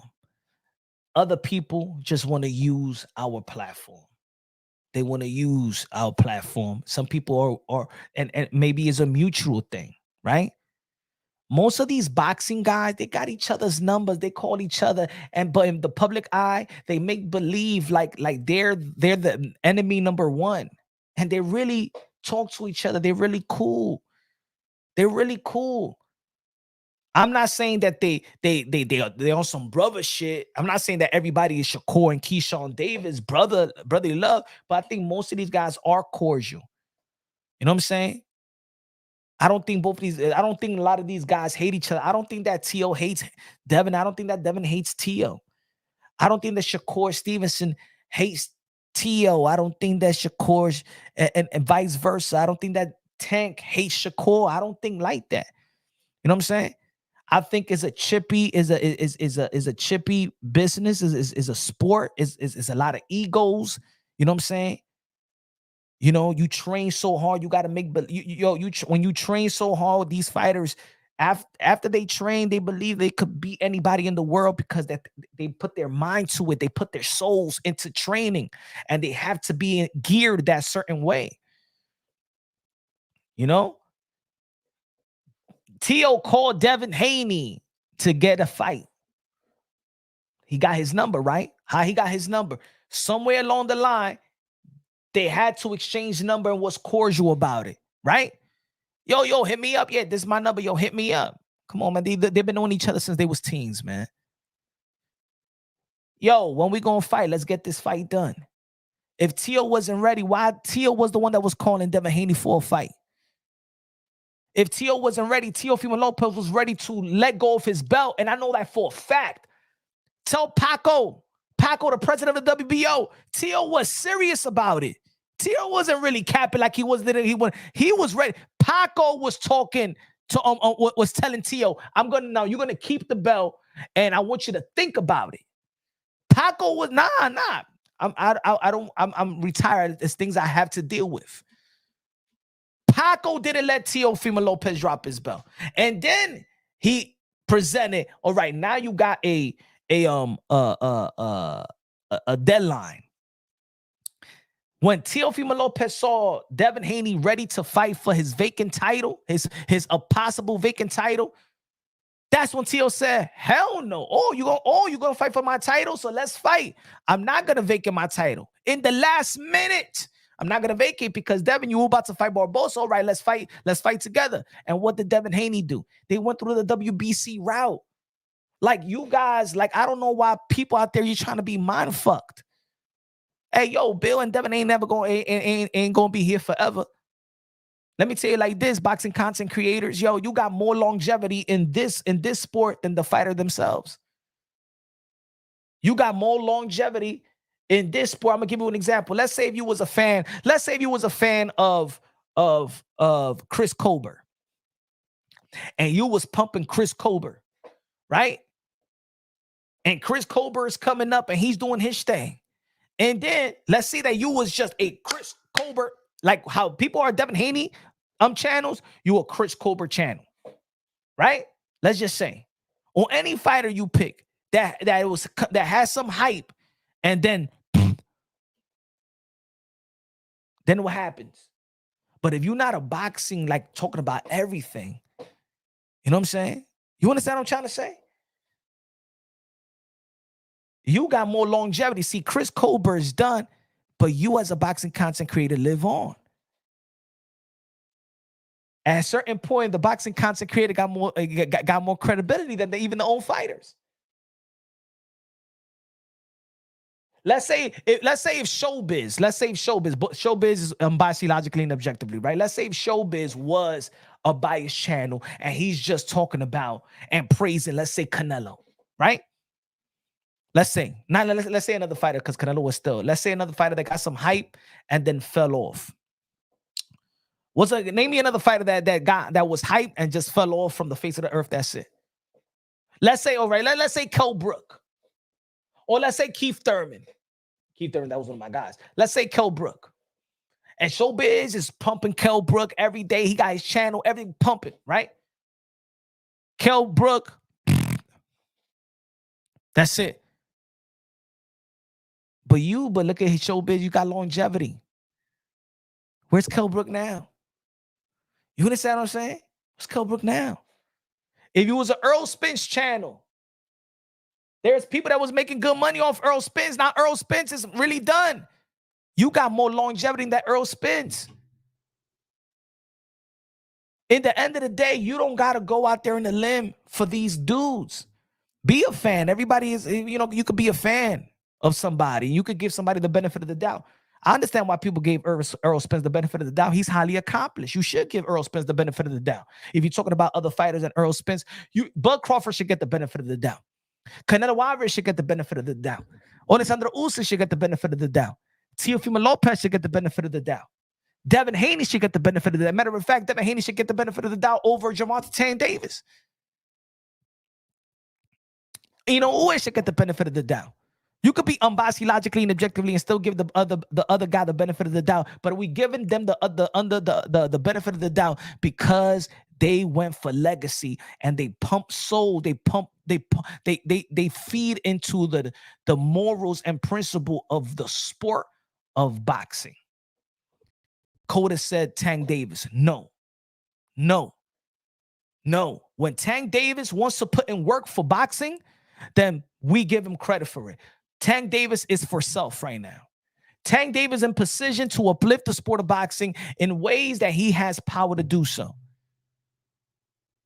Tank Davis at this point could be like, you know what? Give me Tio. F this thing, man. Forget it. Hey, yo, I'm 30 years old, man. Time is running out. And I ain't going, hey, yo, give me Tio right now. Matter of fact, give me Haney right now, too. I mean, give me Haney right now. I mean, y'all say he's undefeated still? All right, let me get Haney right now. Let me get Shakur now. Let me get Cepeda now. Why not? Let me get him now. Show the world. Enhance your legacy, because every face of boxing has accomplishment behind them. They were standing on legacy. Just stand on legacy, my brother. You got the skills, you got the firepower, you got the skills and talent to beat all these guys. You got the skills and talent to beat all these guys. But you ain't going to get the benefit of the doubt.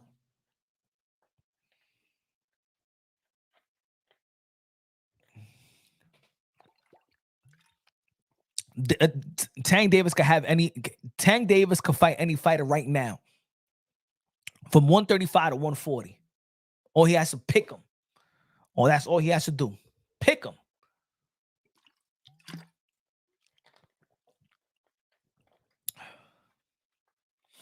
But hopefully he does very, very soon. Hopefully he does. I'm going to give him that he passed the eye test. I'm going to buy his pay-per-view. But I'm not giving him the benefit of the doubt over a fighter. Like if you tell me, yo, Tio and Tank was in negotiations, and then I'm going to tell you like this. Vasily Lomachenko is getting the benefit of the doubt of pulling out negotiations. There's not a lot of people saying, yo, Lomachenko is effed up. You know why? Because he got a bunch of accolades already. That when Lomachenko said several fights ago, I'm already done. I'm only fighting because my father wants me to keep on fighting. He wanted me to keep on. He wanted me to end my career on a high note.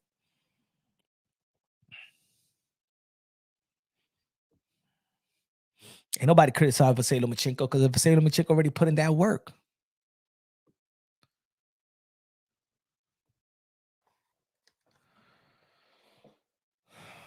But anyway, Mike Tyson going to be performing November 15th. Shout out to Mike Tyson. I am Mike Tyson. I can't wait to see him. Victor Conte. Oh, and I said this as well. I want all fighters. I want all boxing, Mexican boxing #1. What's good, brother? Good looking now. I want all fighters that are associated with Victor Conte to drop him. All fighters. Shadow Ghost in the building. What's good, Punch? What's good, Shadow Ghost? Subscribe to my brother, Shadow Ghost. I want all fighters. Haney, Plant, Demetrius Andre, Bam Rodriguez, the high-profile fighters. I want them, Bud Crawford, to drop their associations with Victor Conte. That's just my opinion. I'm not saying that he's a bad guy. I'm not saying that he's not a great family guy. I'm not saying he's cool. I'm not saying he's not hip. I'm not saying that he's not a good friend. I think there has to be a line that needs to be drawn. And because of his suspicious and what he could possibly do and what he has done for over 30 years, he should not be allowed in this sport. if every sport has their morals. Can you think about a baseball player right now? All right. What how you pronounce his name from the LA Dodgers? What's his name? Sokoti, something like that. The Japanese from the Dodgers. What's how you pronounce his first name? I mean his last name?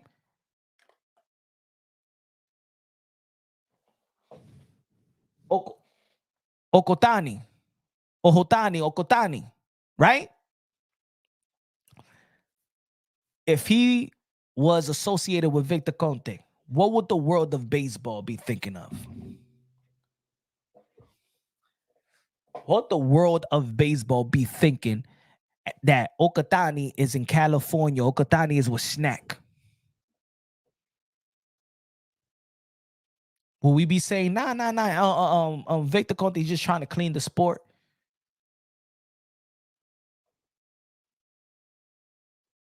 He'll be tainted, bro. Even MLB will be like, hey, either you leave that guy or we're not going to sign you.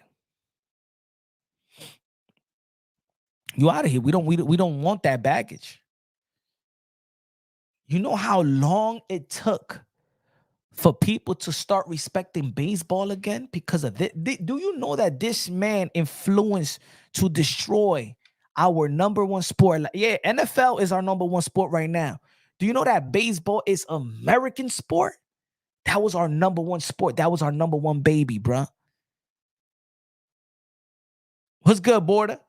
This man single-handedly destroyed baseball. He destroyed Barry Bonds, the greatest baseball player that I ever seen in my life. The greatest hitter I ever seen in my life is tainted for the rest of his life because of this man. Yo, I'm gonna say it like this. You know what they used to call me back in the day? They used to call me Peter Gammons of the hood. The way that I am with boxing, I was with baseball, bro. Baseball was my heart. Baseball was my heart as well, man. It was one point at a younger age when I was playing AA that I won't put baseball in front of nothing. But when after the allegation and then the steroids and then the Contes of the world and then the Balco and all that stuff and the Mitch report, I couldn't look at baseball the same way. It seemed like everybody's just dirty. That's it. It's like I never was a baseball fan in depth like I was ever since. To this day. I would have had a baseball channel. I used to love track and field. Memo and this guy messed up track and field. And by the way, Memo has blocked me. I never said anything to Memo on Twitter, but he blocked me on Twitter. He listens to the channel, I guess. So when I was on the Boxing Voice and me and T-Tone, we're basically pleading. And this is the sad part, bro. This was the sad part. In my opinion, there's a lot of things I could take away, but this was the sad part that we're telling Bill, all we asking is to leave that dude. And he's saying, no, disattach yourself from that dude. No supplements of snack, nothing, no supplements, no, we communicate from a distance, none of that.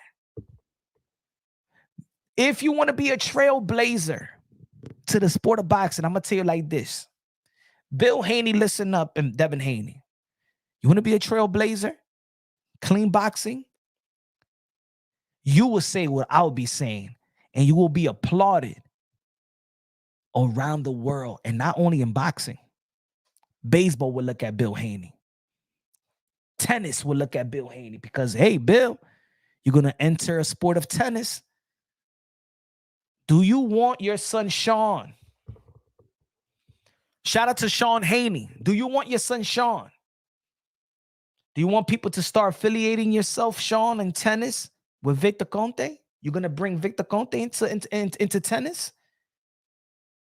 Listen to your boy, Mr. Moonshine, the guy that you think that hate that you hate. You bring that Victor Conte energy into tennis, Sean won't make it nowhere. He will be criticized all day long. He will not be taken serious, and they will be suspicious of your son. And tennis ain't boxing. Tennis not the Wild Wild West. Oh no, tennis not the Wild Wild West. Tennis ain't ghetto. You know that. You do not want Sean Haney to have traces of Victor Conte.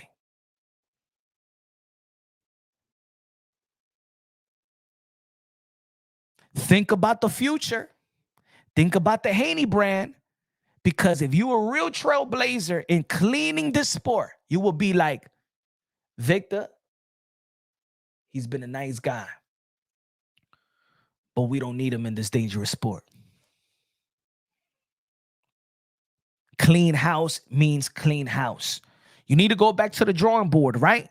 You bring Mickey Bay back, right? You're changing trainers, you're changing things, right? You probably have new attorneys. I don't know. But why me and T-Tone has to plead with you to, yo, this has a tigre ahí. I said, yo, tell him to kick rocks, bruh. And you still with the trying to justify, well, in VADA, there is, man, fuck VADA, bruh. Fuck that Taint the ish, bruh. We don't need that ish over here in the sport of boxing. We don't need nothing that's affiliated with him in the sport of boxing, bro. Stand on something.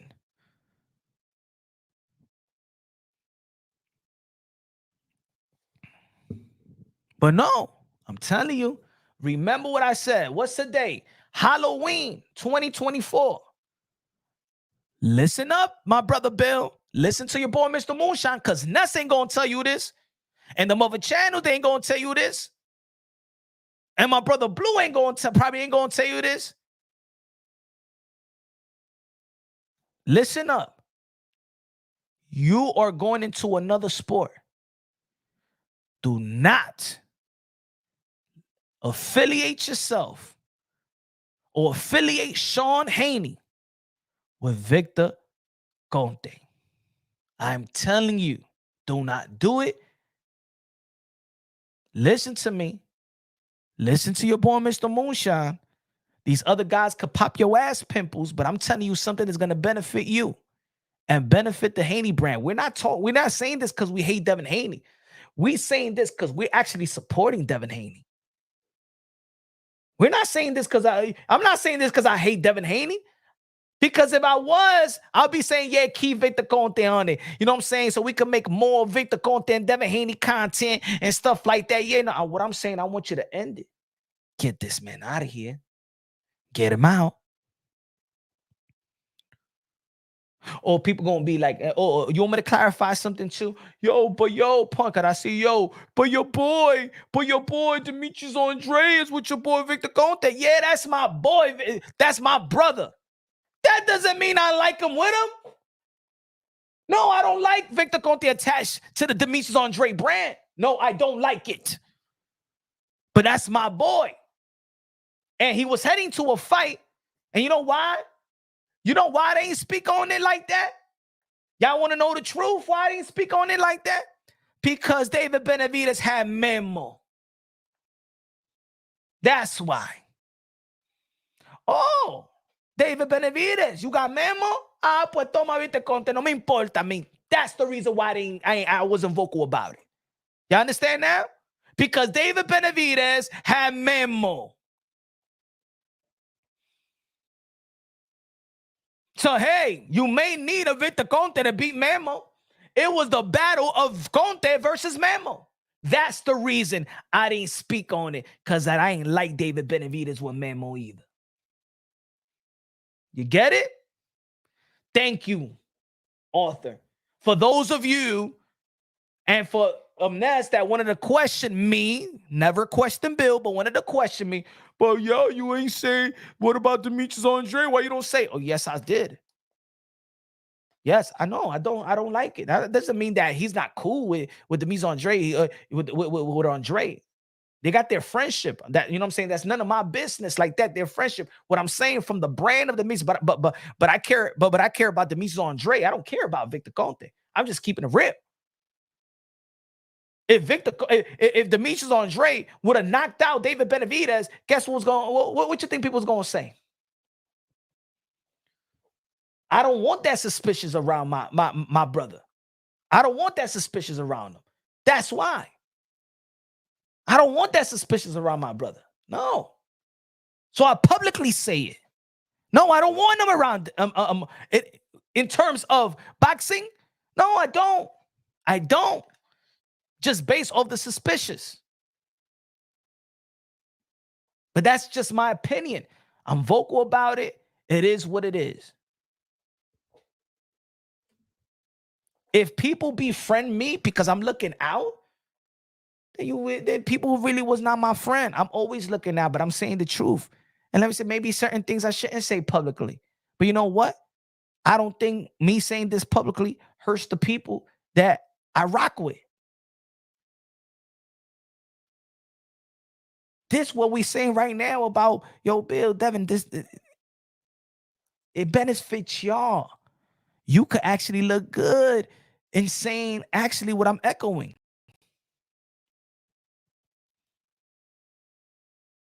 These other boxing content creators, you know that it's effed up.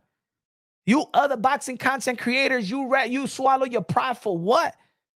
Because I'm going to tell you like this. For those same boxing content creators, you know who they are, that was pumping Deontay Wilder and was creating all this Tyson Fury glove gate, Watergate, costume gate, race bait, all of that stuff.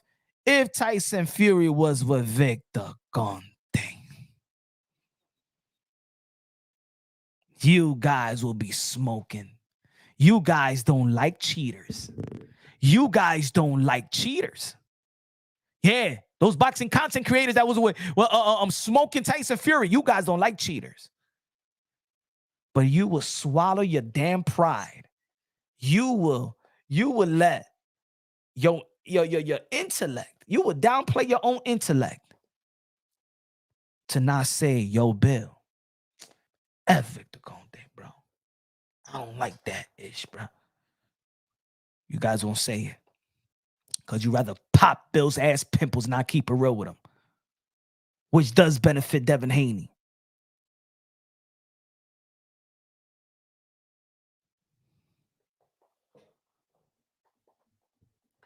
Now this man is the only guy that's now trying to come out here, trying to create this suspicious around Iron Mike Tyson.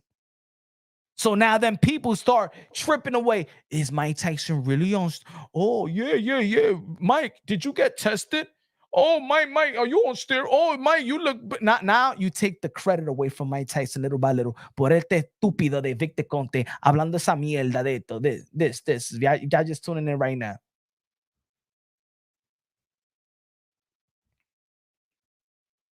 Este estúpido, mira. There is a lack of transparency about drug testing for the Jake Paul versus Mike Tyson. ¿Qué me importa a mí? ¿Qué me importa a mí? The drug test, así mismito. We know Mike Tyson is a freak of nature. Mike Tyson has been a freak of nature ever since he was 13. Mike Tyson, then when he was 13, 14, they thought he was an adult. He's the youngest heavyweight champion in the world. Mike Tyson always been a freak of nature. Don't compare. Look what this guy said. Jake is 27. Mike is 59 years old. Mike Tyson is not your normal 59 years old. Like he was not a normal 13-year-old. He was not a normal 16-year-old. He was not a normal 19-year-old. He was not a normal 20-year-old. He was not a normal 21-year-old. So what you think? He's going to be a normal 59 years old? No.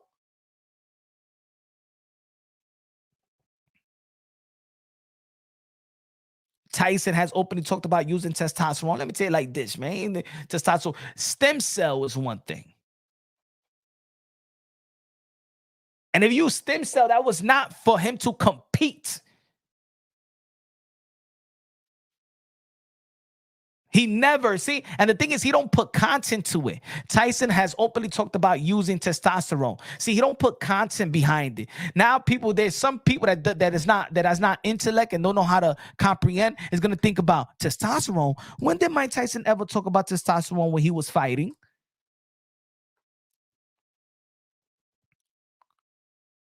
Mike Tyson talked about Joe Rogan about stem cells. And I think that Mike Tyson got stem cells procedure. But this was not about Mike Tyson trying to compete and trying to get ahead of his of a fight. He's not even an active fighter. This was about himself.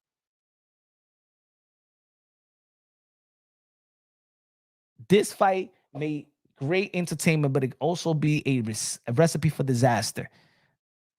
It's not. It's some people are just, like, when people are trying to putting things in people's head just by creating suspicious and speculating is just as good as charging somebody with it. You understand what I'm saying?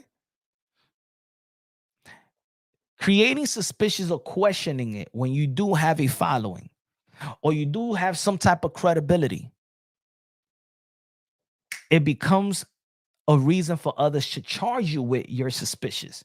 And the way that the world works out today, especially online and social media, perception creates a reality.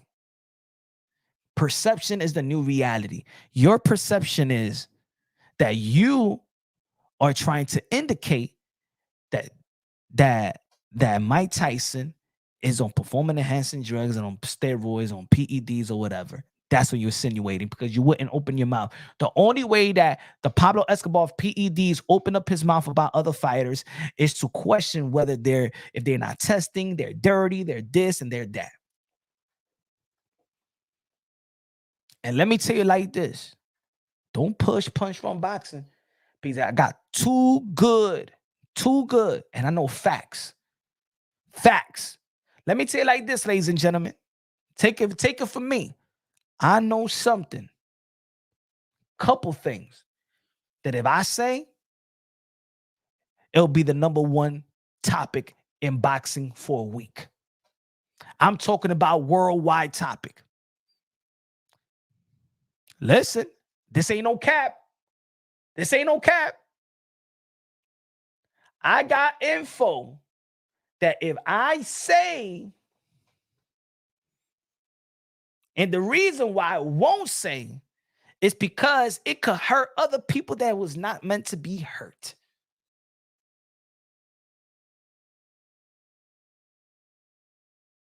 But I could create I know info that if I say it right now, it'll be the hottest topic and everybody in the industry will be talking about it.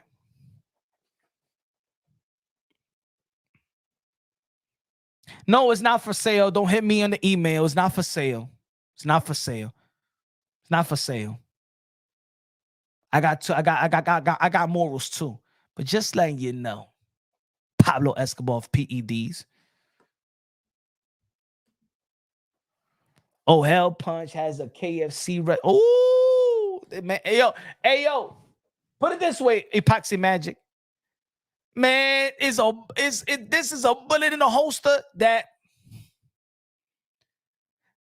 hey, yo, I'm telling you, yo, Epoxy,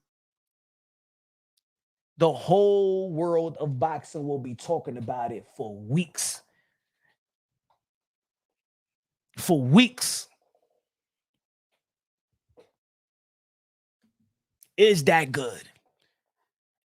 Is that good? And I know for a while, is that good? So when I'm talking to these guys, the Bills and stuff like that, stop it. No, it's not about Haney. No. It's not. What I'm just saying is, stop it. And for those boxers, listen to your boy, Mr. Moonshine. Do not enroll in VADA. Every fighter right now, do not enroll in VADA. Do not pump money into them. Do not enroll in VADA. Cat, leave right now. Don't enroll in it. You're wasting your time. You're wasting your time.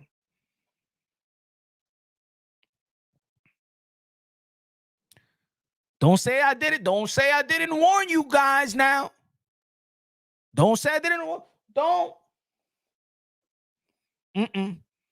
If you want, go ahead. Go ahead. Okay. I'm telling you right now. It's probably Taint Sam.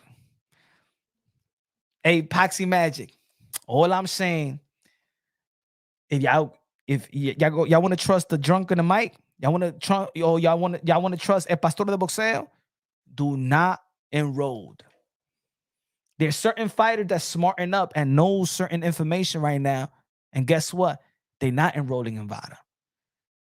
I think Gervonta Tank Davis, he don't roll in VADA no more. Manny Pacquiao, Keith and Tom Thurman didn't roll in VADA.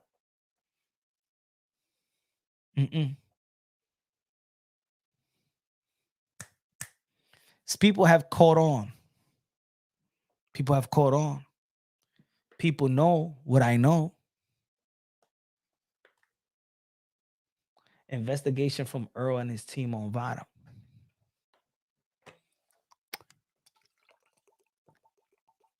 And anybody, when you hear anybody say, yo, let's enroll in VADA, all they're doing is being brokers. Bill, you don't have to be a broker.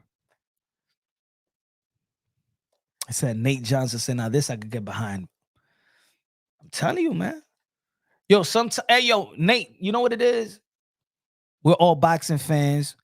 We may know certain things more than others behind the scenes. We may not like everybody's delivery. We might like a favorite fighter, and I may talk against the favorite fighter or critique that favorite fighter. So people may credit me or discredit me. At the end of the day, I want to preserve the modern day warriors, modern day gladiators, the one that put their life on the line for pure entertainment. But what I'm saying is, boxing is the dirtiest play in the game. And the guys that you think are the cleanest, sometimes it's just as dirty as a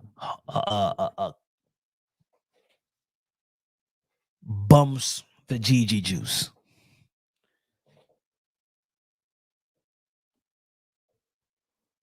Thank you. Yeah.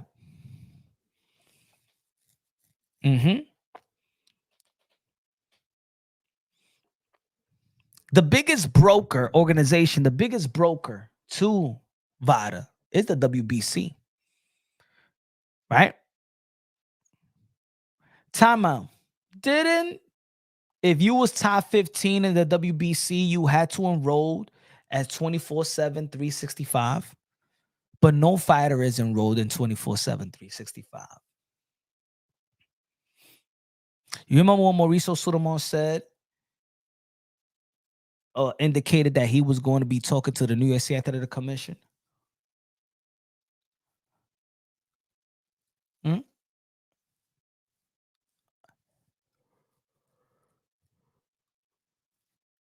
don't think these brokers gets a cut? You really think in business where there's so much millions? Let me just keep.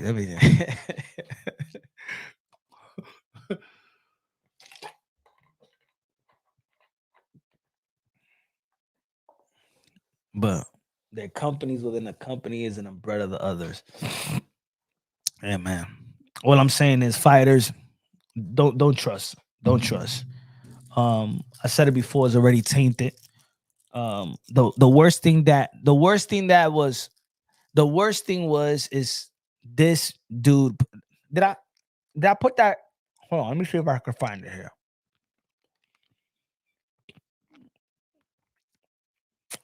Yeah, bro. I'll take that article out.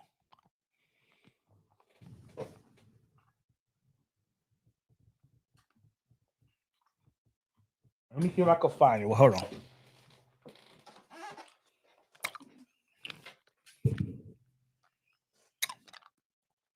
Let me see if I can find this for y'all. Hold on. Give me a second. Let me find this right quick. Hold on.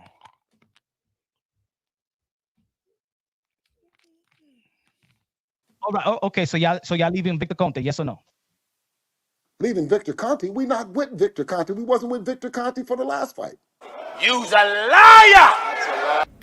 It seems like somebody is lying here because Victor Conte just tweeted, seems there is a need to set the record straight about allegations being made by some boxing podcast clowns in regards to the Ryan Garcia positive drug test results. They seem to be suggesting that I had some inside information about his test results from VADA. This is straight up lie. Ooh, I have never at any time received any inside information about positive test results from VADA. I do work closely with boxers that are routinely do. But wait. Before I continue, let's say that again.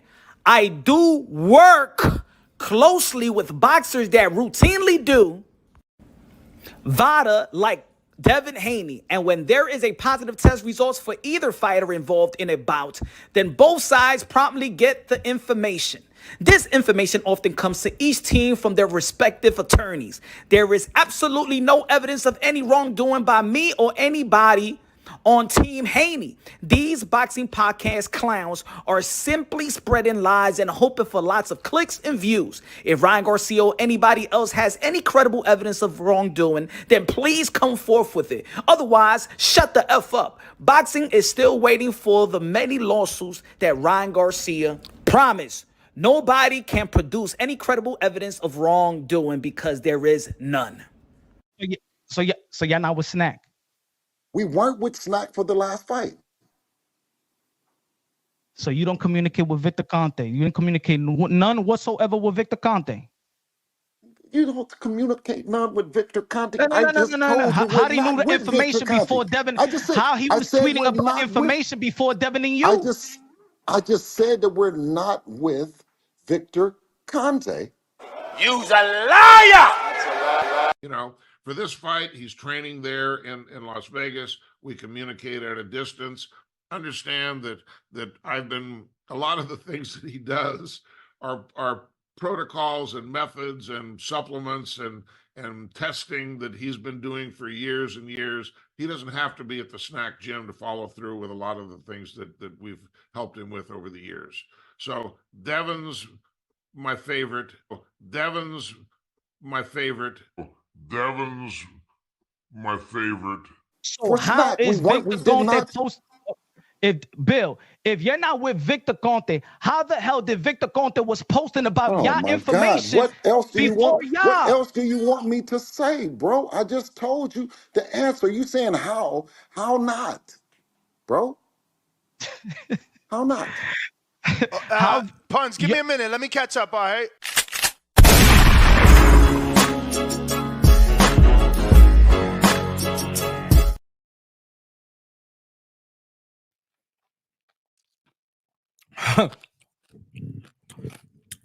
Cook steady, bro. Let's get ready to rumble. I posted this before. Y'all could check this article right quick. Virgil Ortiz opens up on me, Andre, war's history with Victor Conte. His flaws is his desire for attention. Victor is a great man, and I don't even know if he'll mind me saying this, but at the same time, I felt that he has one flaw. And I feel that his flaw is his desire for attention, and his desires to be revered in the media exceeded the superseded logic in this situation. I admire him, but like I said, he has that one flaw that I hope he and I have an opportunity over the next few days to sit down and talk about. I don't know if he'll be upset about it, but he needs to understand that I was upset how he went about putting my kid out there like that, who had done absolutely nothing to him, and he was the first athlete to ever work with him. I was very upset about that. It was uncalled for, and again, it was because of his desire to be in the headlines. And I hope that's something he overcomes because he has a lot to offer. All right. After the Ryan Garcia situation, right? The Devin Haney, I was saying, and I tweeted this to Victor Conte. I said nicely, and I said, you should be a guy that's supposed to be and in the back. Be quiet. Don't bring attention to this. But as soon as Victor Conte started talking, the benefit of the doubt went to Ryan Garcia. Why?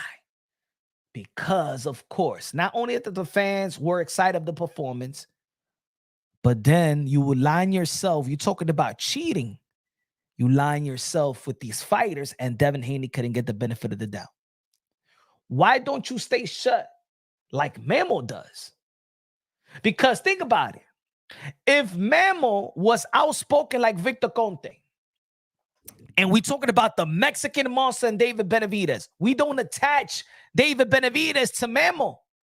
Because Memo understands if I speak out loud the great outings and the great performances of David Benavidez, then people will be saying, whoa, nah, I don't want to fight him. Now put it this way. Did y'all ever think about maybe that Canelo Alvarez doesn't want to fight David Benavidez? It's because he knows that David Benavidez is working with Memo? You ever thought about that one? Wait, no. This guy's rehydrated to 200 pounds, and he's with Memo. Canelo Alvarez see through that. The thing is that Canelo Alvarez probably don't want to say it. He don't want to say it like that. He's giving you indication. This guy's rehydrating this much pounds and stuff like that. Ha ha ha ha. Yeah. Oh, okay. You guys don't know what I know. You guys don't see what I see. That's what Canelo Alvarez is indicating. But we don't hear it. We don't hear the, Victor Conte snack. Victor Conte we hear the Victor Conte snack Bud Crawford. Victor Conte snack Devin Haney. Victor Conte snack Andre. Victor Conte snack Plant. But Memo is working with fighters. But he's like this. Because you want to be in the back. You know your reputation. And you know your reputation could taint the client that you have. And your reputation might not get you any other more clients. The reason why these fighters today, right now, is dropping out of VADA and not trusting VADA is because this big mouth don't know how to stay out the way. That's why these fighters do not trust VADA. And the entities don't... Look at Conte was going after Eddie Hearn, right? You think Eddie Hearn wants his fighter in VADA? Look how he goes after the certain PBC. You think Al Heyman likes Victor Conte? Nah, certain his fighters use it, but he don't be liking the hate. The Al's and the PBC guys don't respect Victor. This man is hustling backwards. He could easily just stay in the cut, but just like Virgil Hunter said a long time ago, the problem with Victor Conte is that he's practically an attention whore. And then Andre Ward, nah, I'm not going to work with him. Nonito Donaire, nah, I don't want to work with him. Not publicly. Maybe I still use the regimen and stuff like that, but nah, man. Because I'm going to be suspicious. People are going to be suspicious of me.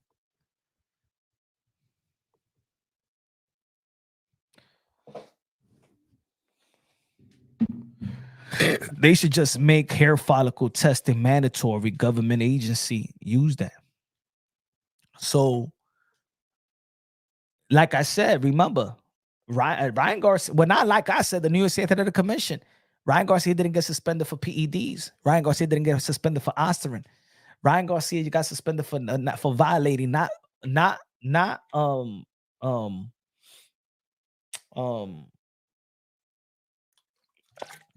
disclosing in the form the supplements that he used, that every fighter should put on the form, on the VADA form. That's what he got suspended of. That's the violation. Only one violation. He got suspended for that. No PEDs, no Osterin. He got suspended for not disclosing the supplements that he used on the form of on the Vita form.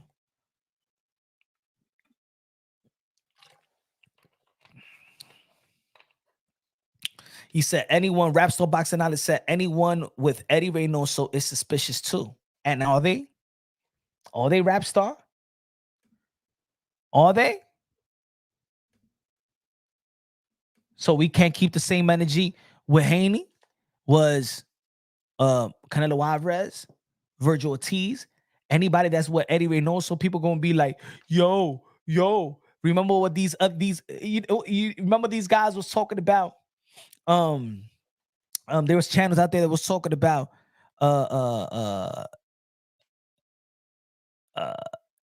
Eddie's gym is full of PED users.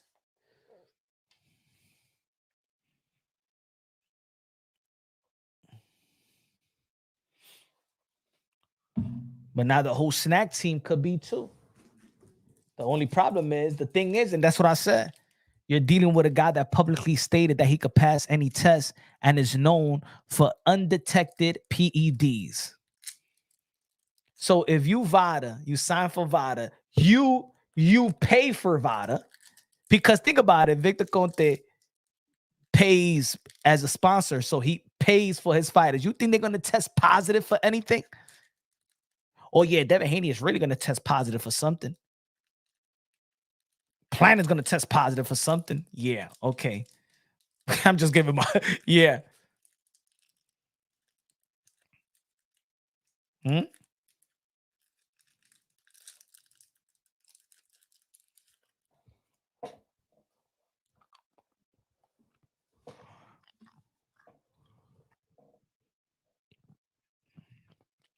VADA is not even in the paperwork.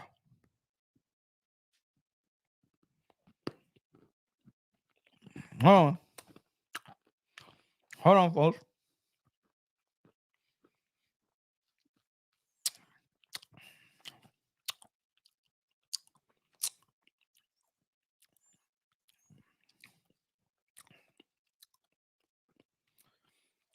You read all these forms.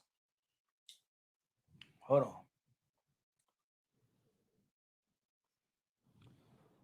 All these forms.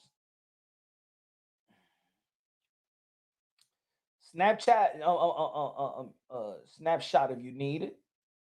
You let me know.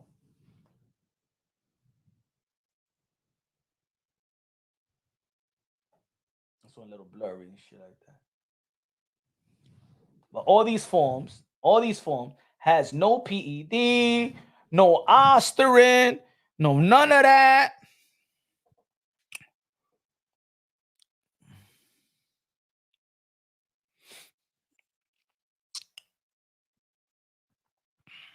The respondent failed to disclose to commission physician all subscription, non-prescription medication or supplements taken prior to the bout in violation of New York GBL 1007 419 YNYCRR 208A. That's the violation. That's the violation.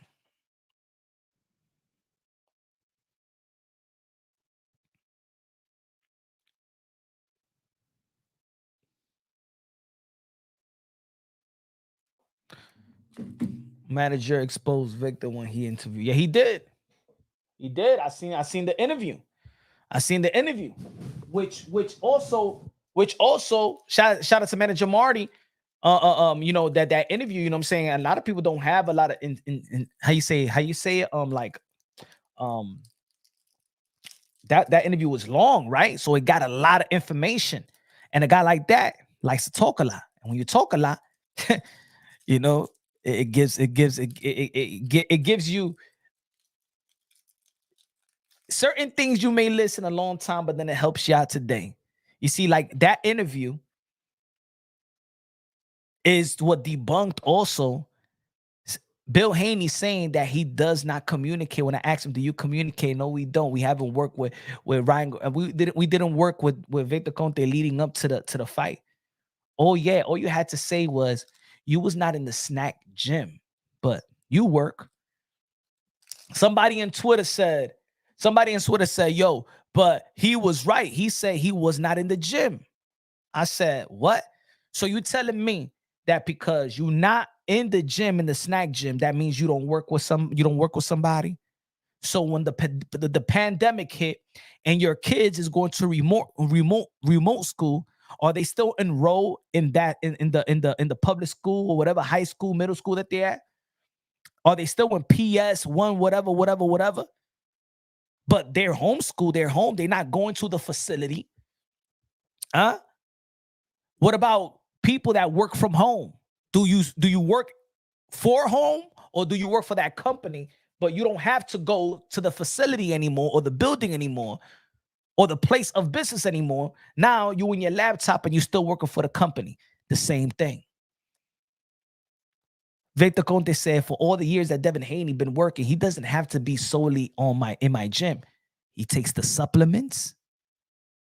Let's listen again what Victor Conte stated. Let's listen again. Listen for the people that are just walking in. Listen. All right. Okay. So y'all leaving Victor Conte? Yes or no? Leaving Victor Conte? We not with Victor Conte. We wasn't with Victor Conte for the last fight. You's a liar. It seems like somebody is lying here because Victor Conte just tweeted, seems there is a need to set the record straight about allegations being made by some boxing podcast clowns in regards to the Ryan Garcia positive drug test results. They seem to be suggesting that I had some inside information about his test results from VADA.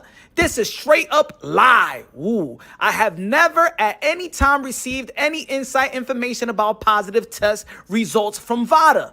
I do work closely with boxers that are routinely do. But wait. Before I continue, let's say that again. I do work closely with boxers that routinely do VADA like Devin Haney, and when there is a positive test results for either fighter involved in a bout, then both sides promptly get the information. This information often comes to each team from their respective attorneys. There is absolutely no evidence of any wrongdoing by me or anybody on Team Haney. These boxing podcast clowns are simply spreading lies and hoping for lots of clicks and views. If Ryan Garcia or anybody else has any credible evidence of wrongdoing, then please come forth with it. Otherwise, shut the F up. Boxing is still waiting for the many lawsuits that Ryan Garcia promised. Nobody can produce any credible evidence of wrongdoing because there is none. So y'all not with Snack. We weren't with Snack for the last fight. So you don't communicate with Victor Conte. You didn't communicate none whatsoever with Victor Conte. You don't communicate none with Victor Conte. No. How do you know the information before Devin? How he was tweeting about information before Devin and you? I just said that we're not with Victor Conte. You's a liar. You know, for this fight, he's trained. All right. Okay. So y'all leaving Victor Conte? Yes or no? Leaving Victor Conte? We not.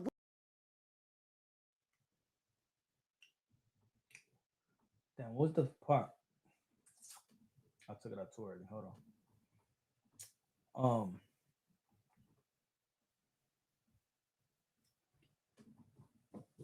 Read this part. May 9th. Oh, no. Where is it at? What is it at? Hold on.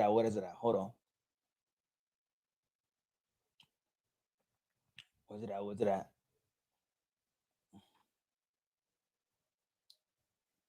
Where is it at? So,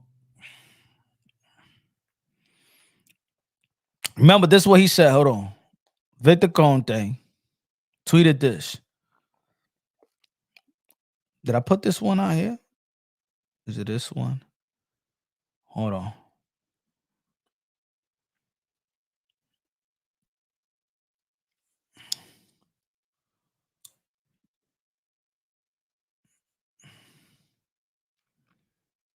Did I put this one here? Hold on.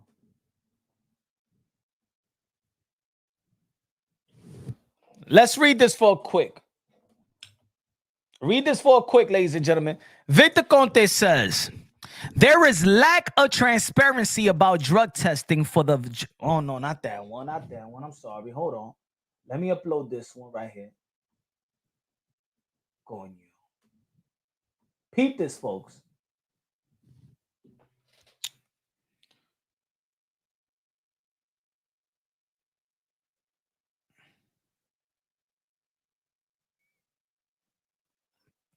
So when Victor Conte says, seems there's a need to set the record straight about allegations being made by some boxing podcast clowns in regards of Ryan Garcia positive drug tests.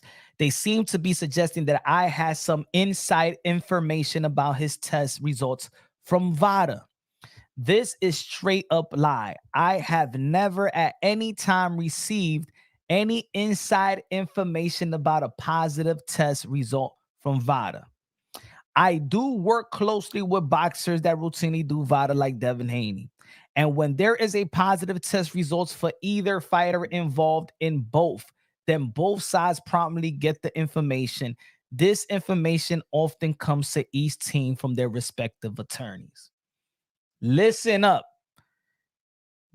The information often comes to each team from their respective attorneys. So does Victor Conte gets results from negative tests? Does Victor Conte gets results from negative tests? Because this right here, April 11th, please find below April 11th letter to Devin Haney from VADA with all negative test results for all prohibited substance. Devin Haney has always been clean.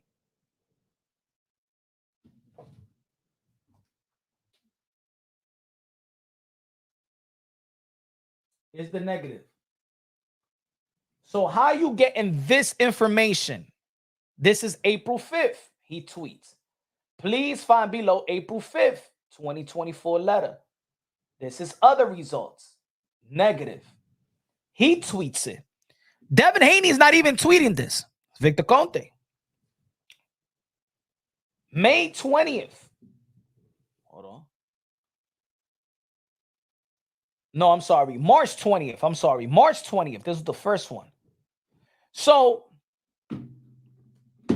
who's giving you this information? Who's giving Victor Conte this information? I mean, it's not even a positive test. It's a negative test. Where is he getting this information? Now, if he's not getting from Devin Haney, okay, he's not working with Devin Haney. Then he's getting it from VADA. You don't want to say that you work with that he works for you, so he get it from VADA. How he's getting classified information, his email is not on this paperwork. His email is not on this paperwork.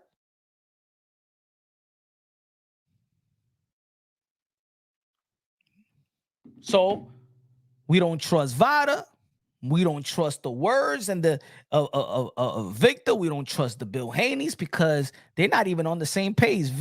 Bill saying, we don't work with Victor. Yes, you do. And Victor saying, oh, yes, you do. And I get information from y'all and I post the information as well.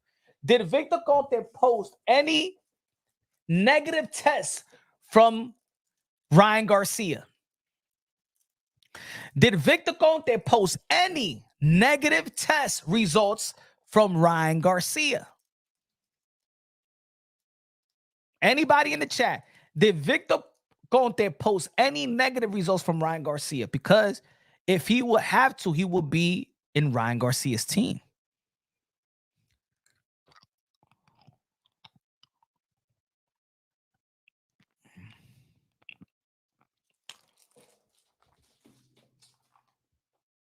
This was easy, folks. But at the end of the day, man, November 15th is going to be an incredible event. Mike Tyson, Jake Paul, Amanda Serrano versus Katie Taylor. Can't wait to see that rematch. I got Amanda Serrano stopping. Thank you, Blanco. I got Amanda Serrano stopping Katie Taylor. Mario Barrios versus Ramos. I think it's going to be a great opportunity for Mario Barrios out there. He's from Texas as well. I think Mike Tyson is going to motivate and inspire a lot of people. Mike Tyson is a freak of nature. As we all know, Mike Tyson don't know how to go half-fast. He didn't go half-fast with Roy Jones Jr. And he's not, I'm going to tell you like this. Mike Tyson got a lot of pride. He's not going to put himself out there. And I take us the way that he's training for a reason. He ain't training like this because he's just going to collect money. Mike Tyson got a lot of pride. He has kids and he got a woman. And I think if you see the interviews little by little leading up to the fight, Mike Tyson is getting more serious, and more serious. Joaquin said Royal and Mike was trash. I don't think that Mike Tyson was trash. I think, to be honest, Roy didn't look like, his body didn't look like he was sick. Mike Tyson was trying to not, it's not within his nature to go half fast, you know?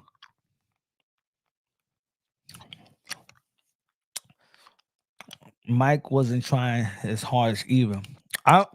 But I think you could see that Mike Tyson was holding back. Man, look, I don't give a damn. I mean, people could downplay this. Man, I'm not downplaying this, man.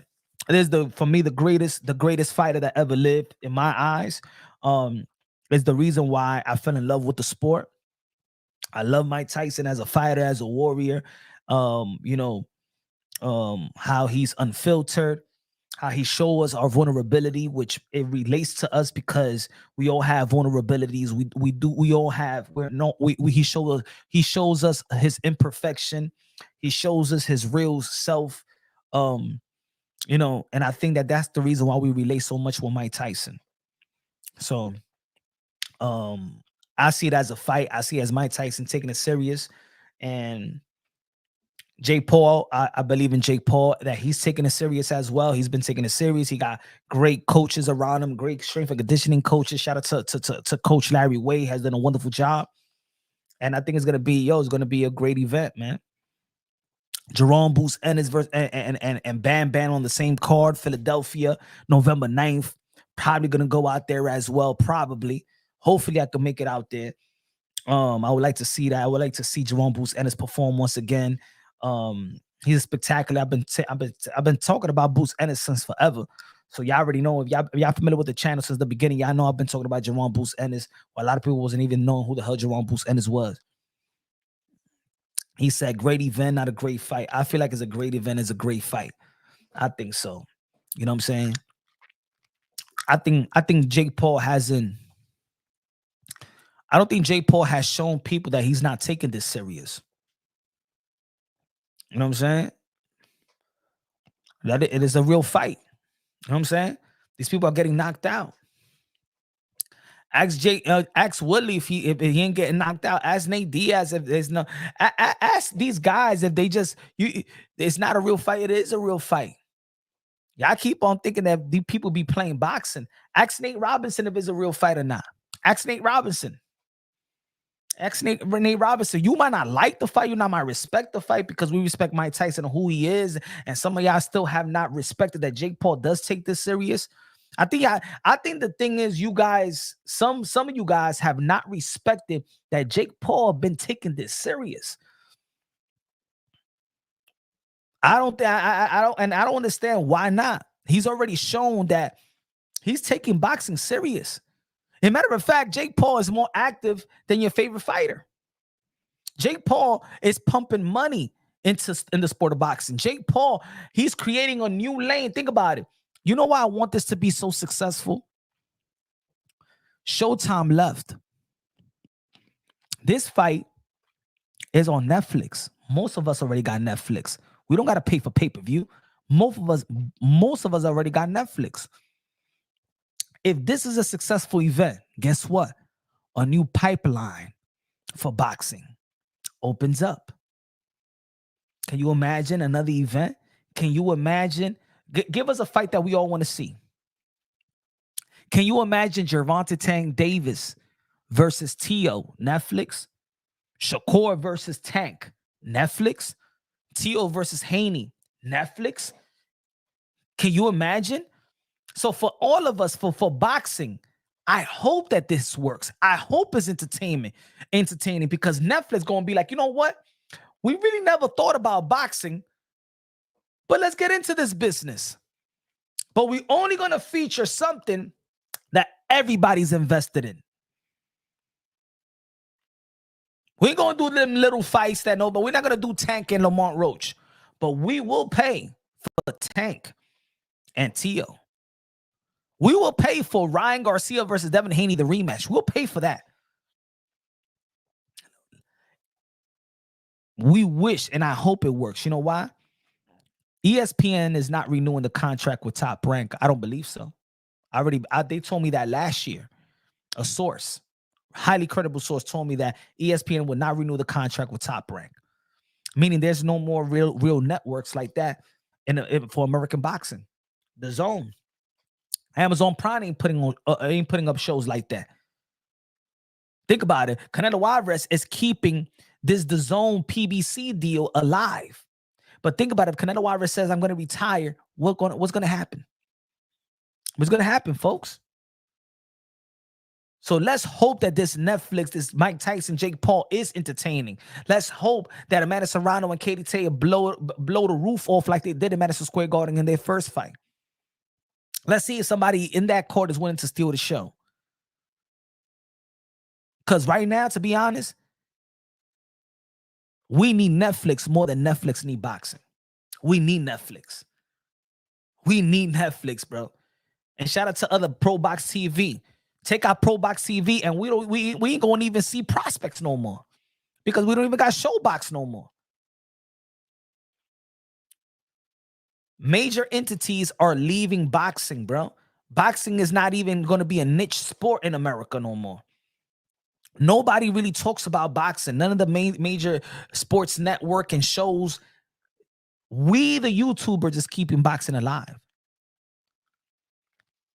But it is what it is, man. Tomorrow we back at it with a live. Hopefully more people showing better engagement. You know what I'm saying? We're gonna be talking about Oshaki Foster versus Consorcial, the rematch. I got Oshaki Foster winning, but Consorcial has been a good fighter himself. But I do believe that Oshaki Foster got robbed. Kid Austin, Flo Schofield, Kid Austin, gonna be performing as well. Hopefully, we're looking for a statement to be made. And Bam Rodriguez and Boots Ennis the following week, and then the following week we got Manny Serrano, Katie Taylor, and the following week we got Thanksgiving. So we're gonna keep busy, we're gonna keep on working, we're gonna keep on delivering some good content. Y'all already know this is Punch One Boxing, aka Mr. Moonshine himself. Love y'all, God bless, and on to the next.